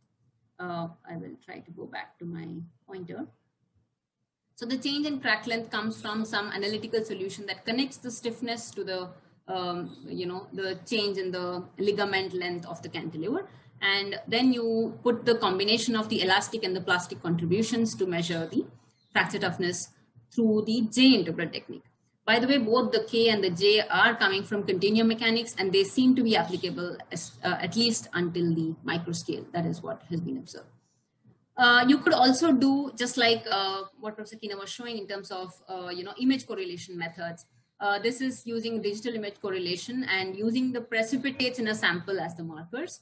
And if you take two precipitates or 2 points across the crack in the specimen, and you measure the distance and how it changes as a function of the applied load or applied displacement, depending on whether the material is elastic or elastic plastic, you will get a critical load at which the COD sort of shoots up, and that helps you convert it into a fracture toughness value as well. So image correlation tools can also be used to measure fracture toughness in specimens. Of course, you're also always measuring the crack opening at the surface of the specimen. So internally, there might be changes. The crack might grow at the center of the specimen slightly longer than what it does at the surfaces because of the plane stress strain transition, but that is something we live with. So like I said, all these methodologies can be used to measure the arc behavior of the material. This is a bond coat specimen, and as you can see, this dimension is about 5 to 8 microns in width. And you can see that the initial crack is somewhere here. And when you load that specimen, you don't see a crashing of the specimen. You in fact see a crack growing, and it stops, and then it grows in stages. So the crack opening slowly increases, and all the techniques that I mentioned, either one of them can be used to measure the fracture toughness as a function of the delta A, as the function of the crack growth. And one is able to see that even at the length scales of about 2 or 5 microns of crack growth, you see a large increase in the fracture toughness. And this kind of assessment would not be possible without in-situ techniques combined with microscale fracture. So new phenomena are of course being discovered, but there are some challenges as well. So there were questions about the notch root radius being a problem. So what we did is we picked up single crystal silicon, an extremely brittle material, and we used the clamp beam geometry to make a notch with an FIB. The notch root radius is at least about 50 nanometers here in this case. And we loaded the specimen, and the loading itself is used to create a pre-crack, because as you can see, the crack grows from the notch and stops for a bit. So this is the first loading condition where you have the fracture load coming up here and at the original crack length. And if you convert this, you actually get a notch tip based fracture toughness, which is about 0.86 MPa root meter. Nevertheless, now at the stage 2, we have actually a sharp pre-crack. And if I load the specimen again, then I see that it takes a much higher load to fracture. Remember, the geometric factor goes down, so the fracture load will go up. This is a natural consequence of the stability of the geometry. But more importantly, you see that the stiffness of the specimen at the second stage is lower than at the first stage, which tells you that the crack has grown slightly longer. So this is at a longer crack length of A1, and you see the fracture toughness is more or less the same. So I wouldn't really call this difference within the error bars that we get anyways in microscale fracture testing.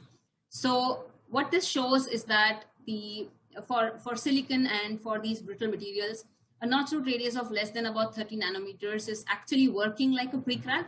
Although I wouldn't say this about every material, and there have been those results as well concerning both notch root radius, ion damage, and such, so there are some materials which are more sensitive to all these, And there you would see a change in the fracture toughness, and one needs to be careful about it. So for example, there is this James Best's work where they use 3 different sources of ions in the micromachining tool: gallium, xenon, and xenon at a different current, and helium as well. So when they did this notching with different ion currents, they saw that they obtained very different fracture toughness values. And they attributed it to, one is to ion damage, but if you notice the cracks in the specimen, then you also see that the notch root radius that it achieves is different. And the other thing that it is different in is in terms of the crack depth itself, because when you're doing a top notch, the ion current as well as the kind of ion that you use will decide the depth to which it goes in. So the depth dependence of these notches also seems to make or play a role in the fracture toughness. So we sort of looked at this in terms of calculations. There are 2 types of notches that one can make. One can make a side notch so that you have a control over the A by W ratio very specifically. Whereas when you make a top notch, that control is sort of more complicated to do because you'll have to do a lot of trials for it. But when you do a side notch, the notch root radius is larger at the one of the sides compared to the other. And you'll also see this sort of taper or angle to the notch. So it will not be, exactly equal crack length on both sides of the specimen. So this is the cross section of such a specimen, whereas a top notch will give you a uniform straight crack. And like I said, there can be samples because of the heterogeneity of the structure, you will end up with different depths of the notches even when you use the same current. Sometimes there is fluctuations in the current and so on. And that will result in the notches of different depths. And that also results in, very short cracks and very long cracks, giving you different results of fracture toughness compared to somewhere intermediate. So one needs to be aware of what range of A by W ratios these solutions are really fit into. But what we did is we wanted to look at how sensitive the stress energy factors are for these kinds of non-uniformities either in the beam or in the notch. So you can also, because of the taper that focus ion beam produces, you will see that the beam has a taper which looks like a trapezium instead of a square cross section. So we looked at this effect of this angle and what happens with increasing angle. You see that the geometric factor doesn't change by much for small tapers, but with large tapers, there is an increase in the geometric factor. One needs to account for that if you end up with a very, elongated or tapered beam compared to. So you should try to make it as squarish as possible. And the other thing that I said was when the notch itself is at an angle. But there we see that the notch angle, at least up to 10 degrees, it doesn't affect the geometric factor by much. But of course, if it is very, very slanted, then it will start impacting that also. So if you looked at a straight notch, then the geometric factor is very uniform across it. Whereas if you look at a notch which is having these kinds of slants, then you will see a scatter in the geometric factor. But more or less, the average remains the same, and what you're measuring as fracture toughness will be good to go. So these were solutions obtained from finite element calculations alone. Then the other challenge could be edge cracking, and in edge cracking, especially is the problem will come up for the clamp beam. So if you have a clamp beam, like I said, as the crack grows, the stresses begin to concentrate at the fixed edges, and you will end up with these kinds of cracks. And then you can get a load displacement curve which looks like this, and it's no more useful for measuring fracture toughnesses. So shorter beams, although are stable, are prone to this edge cracking more than longer beams are. So solutions from Vinci's group came up, which suggested that if you have bow tie-like specimens with the specimen width thickness being higher at the fixed end as compared to the closed end, the central end, then you will not see edge cracking, and you will see that the center crack grows completely throughout the specimen width. So this can be avoided. Then there are some other challenges. I will just quickly state that if you have shorter beams, then you should go for slightly blunt tips so that you don't have plasticity of the indenter. So you need to choose the radius of the indenter appropriately. And if you have very long beams, then sharper tips are okay. But like I said, shorter beams provide stability, but plasticity is a problem that one needs to avoid, especially in materials which show some amount of nonlinear elasticity. Coming to the results of some of the works that have been recently done, we took up single crystal barium titanate, and first we did micropillar compression to see at what point size effect kicks in this kind of material. Again, barium titanate is a ceramic, so dislocations are not expected to do anything, at least in the macro length scales. But as you can see, as the size drops, we see that dislocation plasticity actually kicks in and there is slip instead of fracture. This is of course in compression, but that itself gives us a lot of insight to the size effect, and there is an increase in the strength, nearly reaching theoretical strengths. And because of this increase in strength, you can see that the elastic strain tolerance of these structures goes up. And as people know that these are ferroelectric or piezoelectric materials, and there is a lot of work going on about elastic strain engineering and to provide as much elastic strains to convert into a piezoelectric coefficient. So actually this shows that smaller size samples may give may end up giving a higher strain capability in these kinds of devices. But what it also led to is that when we measured the fracture toughness of these samples at 1 micron or 0.5 micron length scales, they ended up giving you as a higher value of fracture toughness as compared to the reported bulk values of BTO. Now, these reported bulk values are being measured through other techniques, not through this, but we have enough confidence to believe that the technique, these measurements are technique independent right now. But in any case, we are in the process of measuring much larger cantilevers and establishing whether this, this change of brittle to ductile transition is true, or whether it is just because there is a higher strength that we see a higher fracture toughness at these length scales. So the mechanism is something that is not yet well understood. The other example I want to come to is the cold drawn pearlitic steels. These are wires which are, like the name says, it's drawn at room temperature. So what it leads to is pearlite is a ferrite cementite lamellar structure. And if you look at the stress strain response of these wires at different drawing strains, the material can reach as high as 6.5 GPa or more of strength.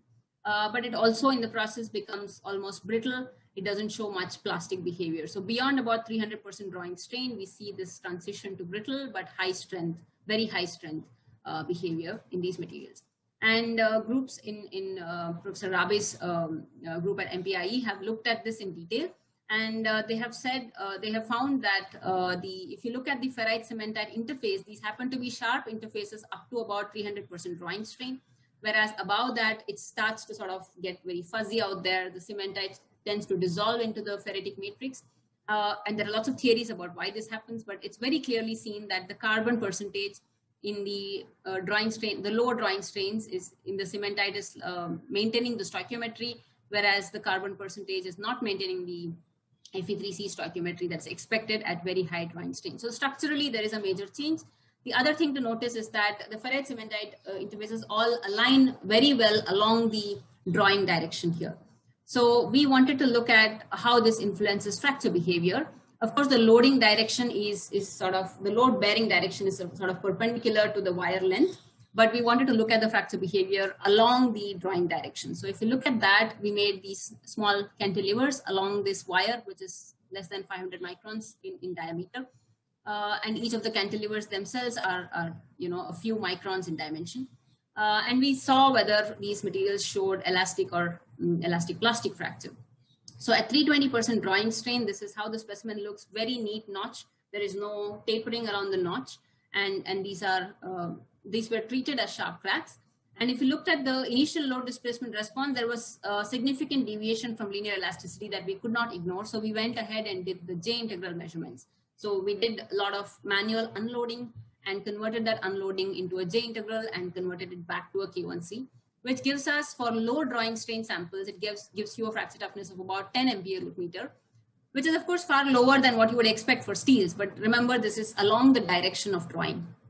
And if you have a higher drawing strain, then the fracture toughness is nearly linear elastic, and you see that the fracture toughness has come down to about 4 MPa root meter. So that's like in percentages, it's a huge drop in the fracture toughness with increasing drawing strain along the direction of drawing. But what is this leading to in the load-bearing transverse direction? So if you have a crack now perpendicular to these ferrite cementite interfaces, then we see that for the low drawing strain, the crack actually grows almost straight across the sample, whereas for the high drawing strain sample, the crack actually deflects along this interface. Because this interface has a much lower fracture toughness, it tends to deflect there rather than go straight. And the deflection leads to a crack tortuosity, and the crack tortuosity leads to a much higher damage tolerance. So you are not really losing out on the fracture toughness in the transverse direction, even though it seemed like the fracture toughness along the drawing direction came down. So this is the learning that we obtained from the work on pearlitic steels.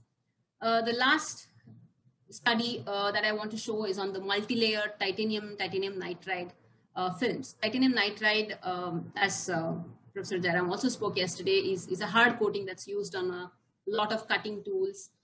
It's mainly meant for abrasion of wear resistance and increases the life of the tool by a lot. But TIN is a ceramic and it's extremely brittle. So it cracks very easily, although the hardness that it shows is very high. So it's being layered with some metallic layer. In this case, we have multi-layered it with titanium. So you have titanium, titanium nitride, titanium. There's a 3-layer, 10-layer, and 50-layer system that we have. And we measured using XRD the residual stresses in that system, and we found that the titanium nitride was experiencing a compressive residual stress, and sometimes it was significantly high. When we measured the elastic modulus and hardness through nano indentation, we saw that while the modulus sort of follows somewhat the rule of mixtures, the hardness actually shows an increase for the 50-layer multi-layer system, which is a good thing because now we can say that the strength is in fact enhanced rather than retained. But we wanted to see then what happens to the fracture toughness of these multi-layered samples. So just to give you a conceptual understanding of when you, what happens to stress energy factors. So when you have a homogeneous specimen, single cantilevers will give you this monotonic increase in the stress energy factor. But when you have these multi-layers and when you account for these difference in properties with sharp interfaces, you will see a sharp change in the geometric factor as it approaches the interface. So when a crack approaches a stiffer interface, it experiences much less opening. The layer does not allow it to open up as much. So the stress energy factor is lower. And when it approaches a more compliant interface, then the stress energy factor actually goes up because it allows for more opening compared to a homogeneous specimen. And this we established even in the clamp beam bend geometry. Nevertheless, we went with the cantilever bending to obtain the initiation fracture toughness values from TIN multi-layers. And if you look at these cantilevers, the notch and the beam width is positioned for a mode 1 loading condition. And we saw that the fracture behavior of all these systems was linear elastic brittle, except for the single layer titanium. Titanium, in fact, being metallic, does show elastic plastic behavior. But we could use LEFM for the others. So we converted and obtained the fracture toughness as a function of the different sort of layer spacings we have. And what you notice here is that the fracture toughness of single layer TIN is about 1.5, and whereas the single layer titanium is at least twice. This is from LEFM alone, but if you assume elastic plastic, this comes to about 5 ampere-root-meter. But the more important thing is to notice is that the fracture toughness of the 50 layer is as close to the metallic titanium rather than to the titanium nitride. So there is a doubling of fracture toughness, which is a great advancement in terms of damage tolerance for these multi-layer systems. And we could also sort of predict the mechanisms of crack growth in these kinds of systems with increasing interfaces. So we looked at putting together or superimposing the stress energy factor solutions with the fracture toughness of the specimens that we obtained. And we saw that when you have interfaces that are very close to each other, when you have small layer spacings, there is potentially the titanium acting as a bridging layer, because every time the crack approaches the titanium, there is increased fracture toughness, but there is a reduction in the geometric factor. So every time this happens, the titanium can act as a bridging. Although we did not see this, we saw linear elastic brittle fracture because these were sputtered films with very weak interfaces along the columnar boundaries. So I would like to summarize, and I want to apologize for taking a little longer. But the goal here for microscale fracture mechanics from our end is to design and engineer more damage tolerant structures and evaluate the structural integrity at the length scales of application in service. The protocols at the microscale are a work in progress, as you can see from all the talks that were given today. And every experimental artifact and their effects are being quantified and sort of removed from the K1C measurements. And especially on multi-layer fracture mechanics, we are able to consider the effect of elastoplastic mismatch, the effect of sharp or gradient interfaces, and also the effect of residual stresses. Again, you can look up Professor Keener's work on these multi-layer systems, which is, again, a lot more advanced in terms of even dealing with metallic multi-layers. With that thought, I would like to conclude and thank you, and would welcome any questions. Thank you very much, Jaya, for the interesting talk. And we have one question right now that I can ask you. In-situ digital image correlation technique, how to make speckle patterns on micro specimen for getting better DIC results. I hope that this is directed towards you. I mean, I can still answer it. There are like a lot of papers that I will try to plug in later about, so what we were doing is that we were at an advantage because I had precipitates which are really nanoscale, and there was a good contrast that was coming from those. So I didn't have to use speckle pattern. But I think so Praveen Kumar's students have used this as well, that you use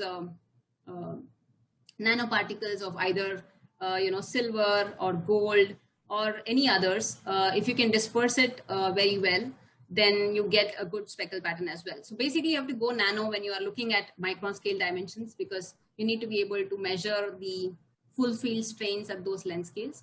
And there are several techniques of how you have to put it in a solvent, how you have to activate the surface so that there is good adherence and all of that. But nanoparticles, especially of conducting metallic materials, will help. Sure. So in this regard, I had one question, like, when you are looking at all of these techniques, especially in order to also develop, and so what kind of model materials would you suggest to look into? Which domain? Elastic, yeah, miss. Elastic, plastic. Miss, do you have one for all, or do you have different? No, like Professor Keener was saying, silicon is a good material, but I would go one step. I mean, if you take amorphous materials, then you sort of negate all the aspects of crystal anisotropy and the cleavage planes and problems of those kind as well. And if you can pick up bulk metallic glass samples which are really homogeneous, then all the assumptions of isotropic homogeneous will stay good. But when we actually look at making metallic glass thin films, again, the columnar structure of thin films cannot be avoided, and those will act as negating all the things that So model material would be, I mean, something like in bulk, it's PMMA or glass, which is, again, can be assumed to be amorphous and there's no microstructure. But in finding that at the small length scales is hard. Sure. So one last question, like, is the interface between titanium and titanium nitride sharp or graded? If graded, what is the interface thickness? No, it's very sharp. There is no gradient in that sense. But when I was talking about gradients, I also meant to say that you can have, so as of now, we had equal layer spacings of titanium and titanium nitride throughout, whereas you can make it with different ratios so that you have a higher metallic layer at the top and lower thickness of the metallic layer at the bottom. So that is one sort of gradient. The actual gradients, if I would talk about, is the bond coats that we get in for example, in the thermal things. The bond coats are compositionally continuously graded, sharp interface. So those would be the gradient materials. There are, of course, functionally graded materials that are there available in bulk. Sure. Thank you. Thank you very much, Jaya, for very interesting. Thank you. The last segment of this today's session, and this is on Bruker's Isotron next generation Pico indenter PI89 demonstration. So we learned quite a bit about this yesterday from Doug, and today we will have a demonstration that is arranged by Sanjit and Pratyank. So over to you. So Sanjit, yeah, you can go ahead first. Sanjit, you are muted. Sanjit, you are muted. Hi, I'm Sanjit Bhaumik, Product Line Manager of high-cistern microscopy products. I wish we could live actually and run the demonstration. But because of the location, we are located in Minneapolis, Minnesota. And it's pretty early morning actually here, so we couldn't make it live. But what we did actually, we recorded the demos, and that will be played here. So there will be two parts of the demo. One will be to show the overview of high-cistern PI89 SCM picoinator. And this is the latest picoinator product we have in our portfolio. This was launched last year, and it has a lot of improvements compared to our other product, P88, which was released before P89. This will be kind of 10 minutes demonstration on PI89, and then we'll move to high temperature demonstration, which will be 1000 degrees centigrade, how to run experiments at 1000 degrees centigrade inside the SCM. So that will be another interesting high temperature demonstration. Pratank is going to play both, and it should take kind of 20 minutes or so. And after that, we'll have, if you have any questions, we'll answer that. Thank you. Yeah, sure. Hello, my name is Eric Kinsella. I'm an application scientist, and I'd like to welcome you to our picoinator demonstration. So what we're going to do is a multi-part demonstration. The first thing I want to start out with is taking you through the PI89 system on the benchtop here and doing sort of a practical rundown of all of the different components and hardware, and just to show you how easy it is to swap quickly between all of these advanced options. And we'll also be able to talk through some of the design concepts behind what we've done with the PI89 in order to improve its performance, ease of use, and versatility. This is the base plate. This is the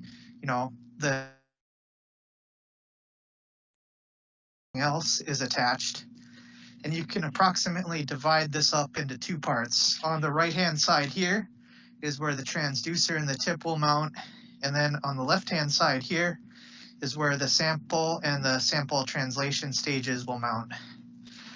So this base plate has optimized materials as well as targeted lightweighting and a new stage configuration, and all of that comes together to give much increased stiffness of the overall frame. So one aspect of that is you can see that we've split the indentation axis stages off of the sample translation stages relative to the indenter tip over here. And underneath the indentation axis, we've actually got a dual stage. And our new stages are all encoded and feedback controlled. So they move very precisely and quickly. So I'll move the indentation axis a little bit here. And you can see nice, smooth, clean motion. And the idea with the encoders is we'll have really repeatable positioning, and that'll open the door to a lot of future automation improvements and doing some advanced routines. So to this stage plate, we can attach the next piece, and this is the flexure. This is our actuator, and it's an inherently displacement controlled actuator. I should say inherently displacement actuation system, which can be either force or displacement controlled. So with 4 screws, you can quickly attach this to the stages. And then onto here, you can attach any of the transducer options you want, which are the force sensors. So this is the low load transducer. These are all part of the XR transducer line, which is the same transducers we were using on the PI87 and 88, and they've been continuing to give us excellent performance.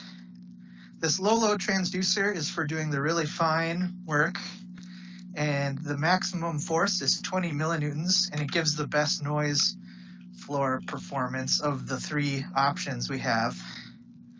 We also have this 500 millinewton high load transducer, or what we used to call the high load, because this was previously the maximum force option.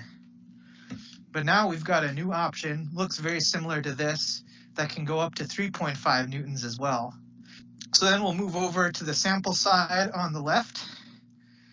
Here we have the two X and Z axes, we call them, for a stage translation. So I can move. And these are all attached to this sliding piece here. So there's one set screw that locks this in and out of position. So once you loosen it, you're able to really easily slide the sample position relative to where the tip and the transducer is mounted. And this is nice because you can easily move the sample out of the way and give yourself lots of room while you're doing sample mounting or attaching all of these various options I have out on the table for you that we're going to talk through. The most basic thing you can attach onto the sample side is this multi-sample mount here. All of these have these dovetail mounts that they use to couple together. So this multi-sample mount has up to 6 spots available, and that allows you to have multiple samples. You could also have a reference sample like fused quartz for doing an area function. But overall, it just gives you high throughput testing. You don't have to break vacuum and swap out samples to keep working, which is nice. And it'll combine well with our increased automation capabilities of the new stages. And so you just tighten it on really quick and easy with the set screw. We can attach a variety of different options on this side. We're going to start with this RT stage option. This is kind of a classic option that many of you might be familiar with. What we've done is we've updated this to be able to work in 2 different configurations. So configuration 1 is what you're already familiar with, and in this one, the rotation axis is relative to the indentation axis. So you can rotate the sample away and then tilt up and down. So for the new option, you can rotate the sample mount this direction, and now your rotation axis is about the indentation axis. And this opens up a lot of nice new possibilities. So moving on to there, to the next thing, we have 2 kind of related pieces here. This is the scanning stage, and this is the lateral force transducer. So first, the scanning stage, this attaches onto this dovetail mount. And what this has is a pair of piezo flexure actuators that gives you really smooth linear motion in the sample plane in X and Z. So this opens up a couple modes. One is for scanning probe microscopy imaging in situ. So what you do is you can hold a force set point with the transducer while you smoothly raster the sample underneath the tip. And that'll allow you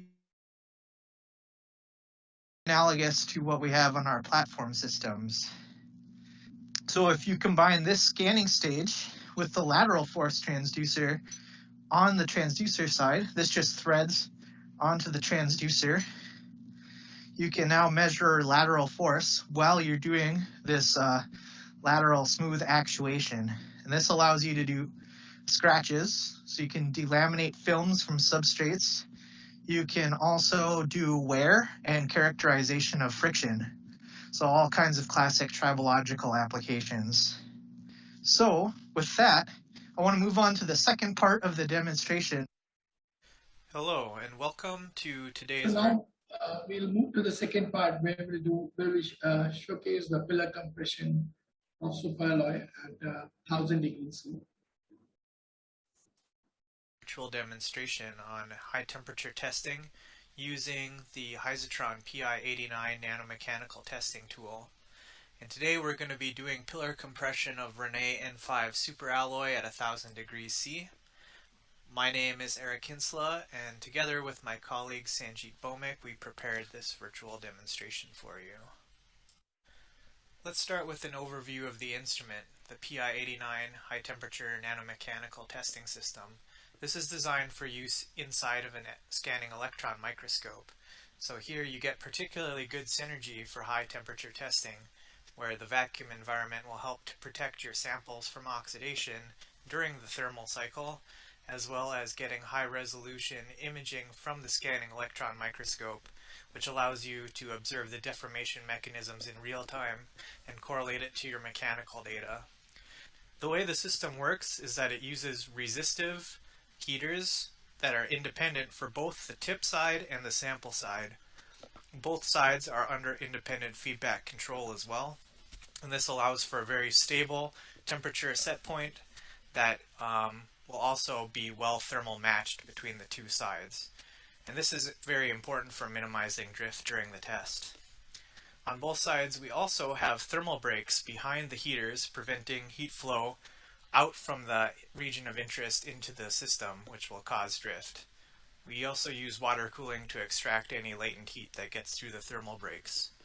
Here's a real-life picture of how the system looks like. On the right-hand side, you'll see the transducer with the probe heater mounted on the end of it. This probe heater has leads for the temperature sensor and the heating, and on the end of it you can see the probe that is threaded on. So these are quick and easy to remove and change out probes and continue testing. On the left-hand side is the sample area. We have the translation stages, allowing you to set the length from the transducer with ease. On the front of that, we have the sample heater. We've got the water cooling coming in to the chilling block behind the sample heater. And on top of the sample heater, we have a sample mounted, complete with a clamp. And we'll go through some of these with more detail in the coming up slides. This is the sample heater.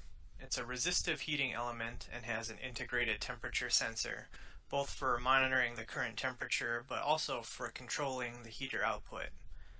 The central region is where the sample sits, and it's about 7 millimeters across. And this is one example of a sample mounting clamp. We have another version. This one is called the horseshoe. It uses those 3 screws to tighten your sample against the heater and give good machine compliance. This is how the sample heater looks like assembled together with a sample and the horseshoe clamp on top. The 3 screws are threaded in to hold the sample tight against the heater below, and the left-hand side is what's going to be mounted towards the top of the pico indenter. So you can see that it's open, allowing for a viewing window from looking with the electron beam from above. Typically, testing is done at a tilt of 10 to 20 degrees to allow good visibility of the sample.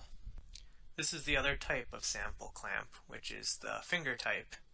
Whereas the horseshoe works really well for flat, topped samples, this one's more adaptable because the fingers come in different lengths. And it also contacts with less of the surface of your sample, if that is something that you desire. This is the probe heater. It also uses a resistive heating element and an integrated temperature sensor and an integrated thermal break to prevent heat from leaving the tip and moving back into the rest of the system. You can also see that there is a metal disc, which is an infrared shield to block infrared radiation from heating the transducer housing. You can see that the tips are threaded on and off of the end of the probe heater, so they're exchangeable. This is very important because probe wear at high temperature testing is always a concern. The high temperature aids chemical reactions that occur between your tip and your sample.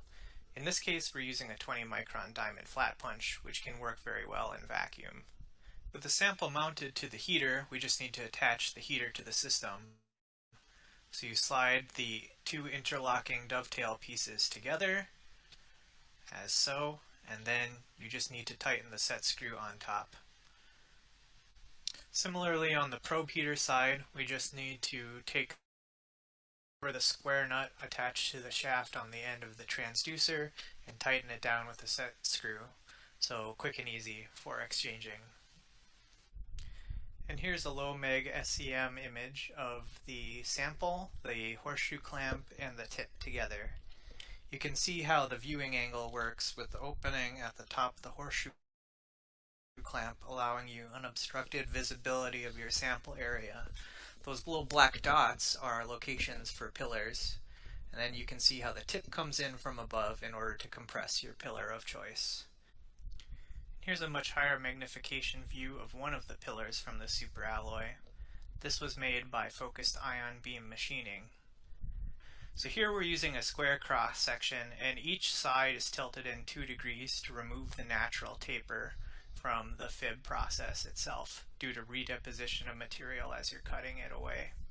These pillars are 6 microns across and about 16 microns tall. This is a good aspect ratio to use to or barreling if the pillar is too short. You also want to choose a tip that's a little bit bigger than the pillar to allow you to make good contact without blocking your line of sight.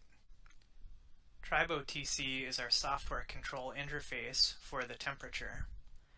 This allows you to set the probe and sample set points independently, as well as control the PID gains on the feedback loops on both of the heaters independently. Here we're watching the ramping from 400 degrees C up to 1000 degrees C at a speed of 16x sped up. The original temperature ramp rate was 100 degrees C per minute, which is very fast. You can see that the ramping is very stable. You can also take this temperature data and output it to a usable format for later analysis. Now we've reached the 1000 degrees set point, and we're going to go back to looking at the pillar test.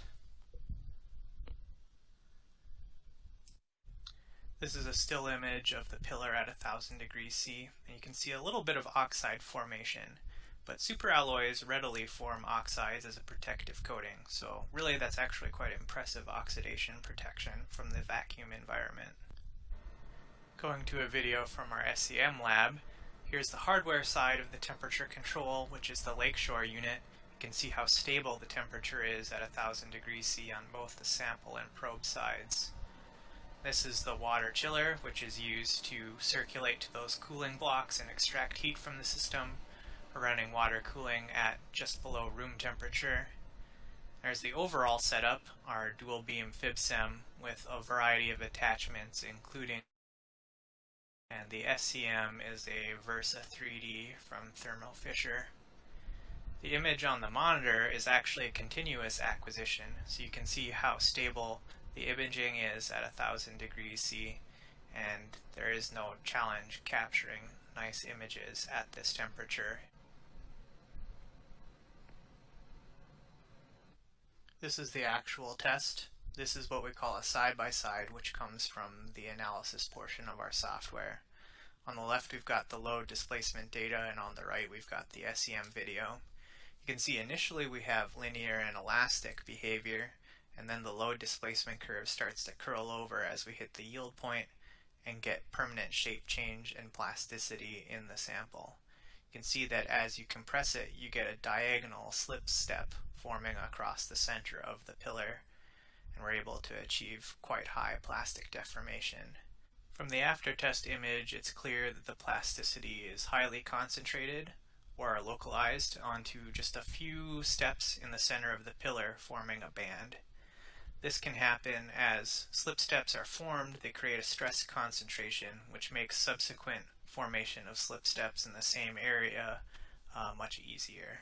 We also did 1000 degrees C pillar compression on the bond coating, which is a protective outside layer that goes on top of the superalloy.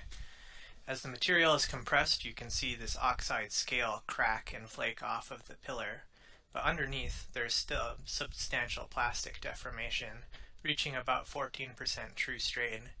The true stress, true strain side-by-side video is made using TriboIQ, which has more advanced analysis features built in. And so with that, I'll conclude.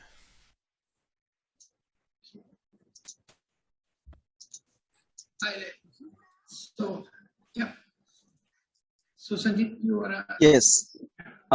Thank you. Is there any question actually? Do you see anything here? I don't see anything. I think there is one question on in Q&A. This is by Srihar Sahu. Did you measure the thermal drift values at 1000 degrees Celsius? If yes, what values did you get? Yes, we did measure actually. We have that thermal drift measuring technique actually in all conditions. Since tip and sample can be independently controlled temperature wise, you can achieve very low thermal drift actually, particularly for pillar compression when you have contacts area are larger. So our spec actually less than 2 nanometer per second, but it can be achievable less than 1 nanometer per second with no issues.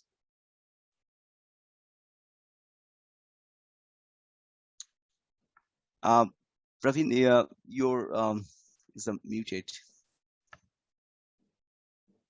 Yeah, a follow-up question again by Srihar is how does the thermal drift minimization is done in this system? By thermal drift tuning or real-time temperature measurement at contact?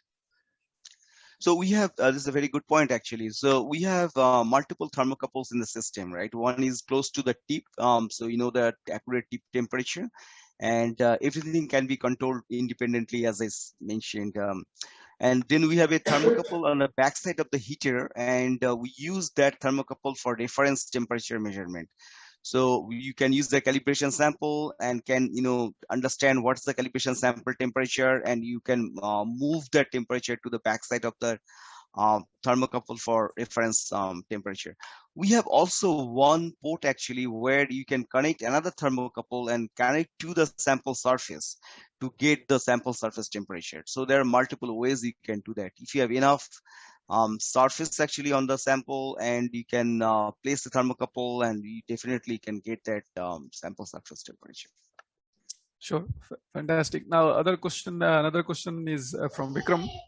How long do the tips last, and what are they?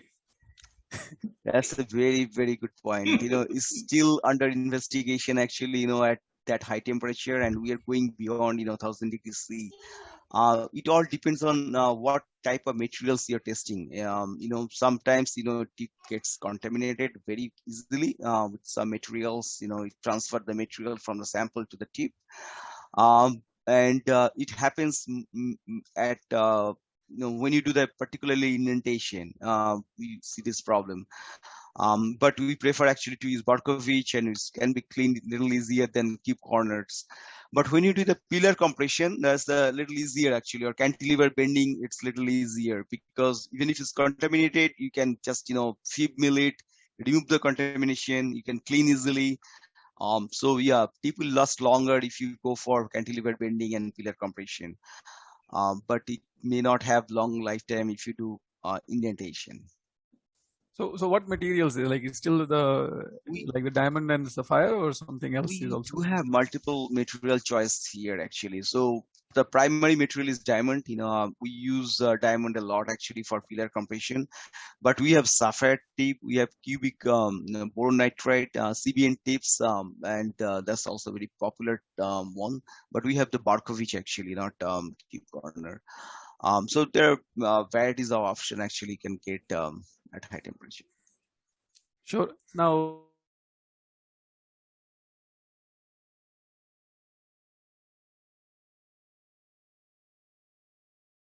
we do not have that actually, but I think it's doable. I mean, I would say actually, we don't offer that, but it can be modified actually to make easier. ECN is two connection, right? One is the tip side and one is the sample side. You can keep actually, you can spot weld a connector actually on your sample directly, and also you can connect you can join something on the tip side too. And we have that is option actually, so it can be done, but we don't offer as a standard product. It has to be customized. Sure. So I think that's all the questions that we have, and I thank you very much. Thank you. Now I think we are coming towards the closer of this 2 days mini symposium. It was a fantastic experience for all of us. I thoroughly enjoyed it. And a big thanks to Pratyank and his team. Pratyank been pushing it for for a long time, and it was really, it's really nice that it happened at the end, and it happened so well. We had some very thought-provoking talks. We saw a lot of interesting examples of how in-situ, I mean, seeing is believing, am I right? and nothing proves more than what we have seen in last 2 days. So thank you very much. Thank you all. Now over to Pratyank for his closing remarks. Yeah, great. I mean, just to extend my vote of thanks, so I first would like to thank all our speakers, starting from our eminent speakers, starting from Professor Vikram Jairam on day one. Then we had Professor Insuk Chow, Professor Lakshmi, Doug. And for today, we had Professor Daniel Keener, then Professor Hosni, and Jaya. So it was, as Professor Praveen said, it's really thought-provoking, very informative session. I'm sure the audience and attendees, they would have been benefited with this.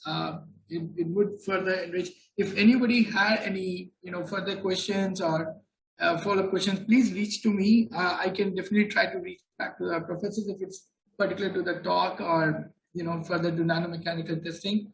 We are definitely there to help. And so I also would like to thank, big thanks basically to our audience. We had 200 plus attendees on day one, and today close to 150. So yeah, a big thanks to them. Then our academic partners for this event, Indian Institute of Science, Bangalore, and Indian Institute of Technology, Bombay, in co-organizing this event. Then also, as I mentioned my email earlier, also in the chat, so they can reach me at pratyank@investornano.com. Also, we received a lot of emails asking on the recordings of these sessions. So it will be available at our website. It may take 3 to 4 days to put them there. And also I will share the link through email to all the participants. So yes, they will have the recording, so they can always go back to the talk and they can reach us back. So yeah, in the time of this pandemic, we have to do this virtual. Though we always prefer in person, where we can interact more, talk to each other, build network. So that's the whole idea, to do in person, but I think this is a way to go forward for some more time. So stay safe. Yeah. And that's where we conclude our session. So yeah, that's all from my side, and take care, everyone.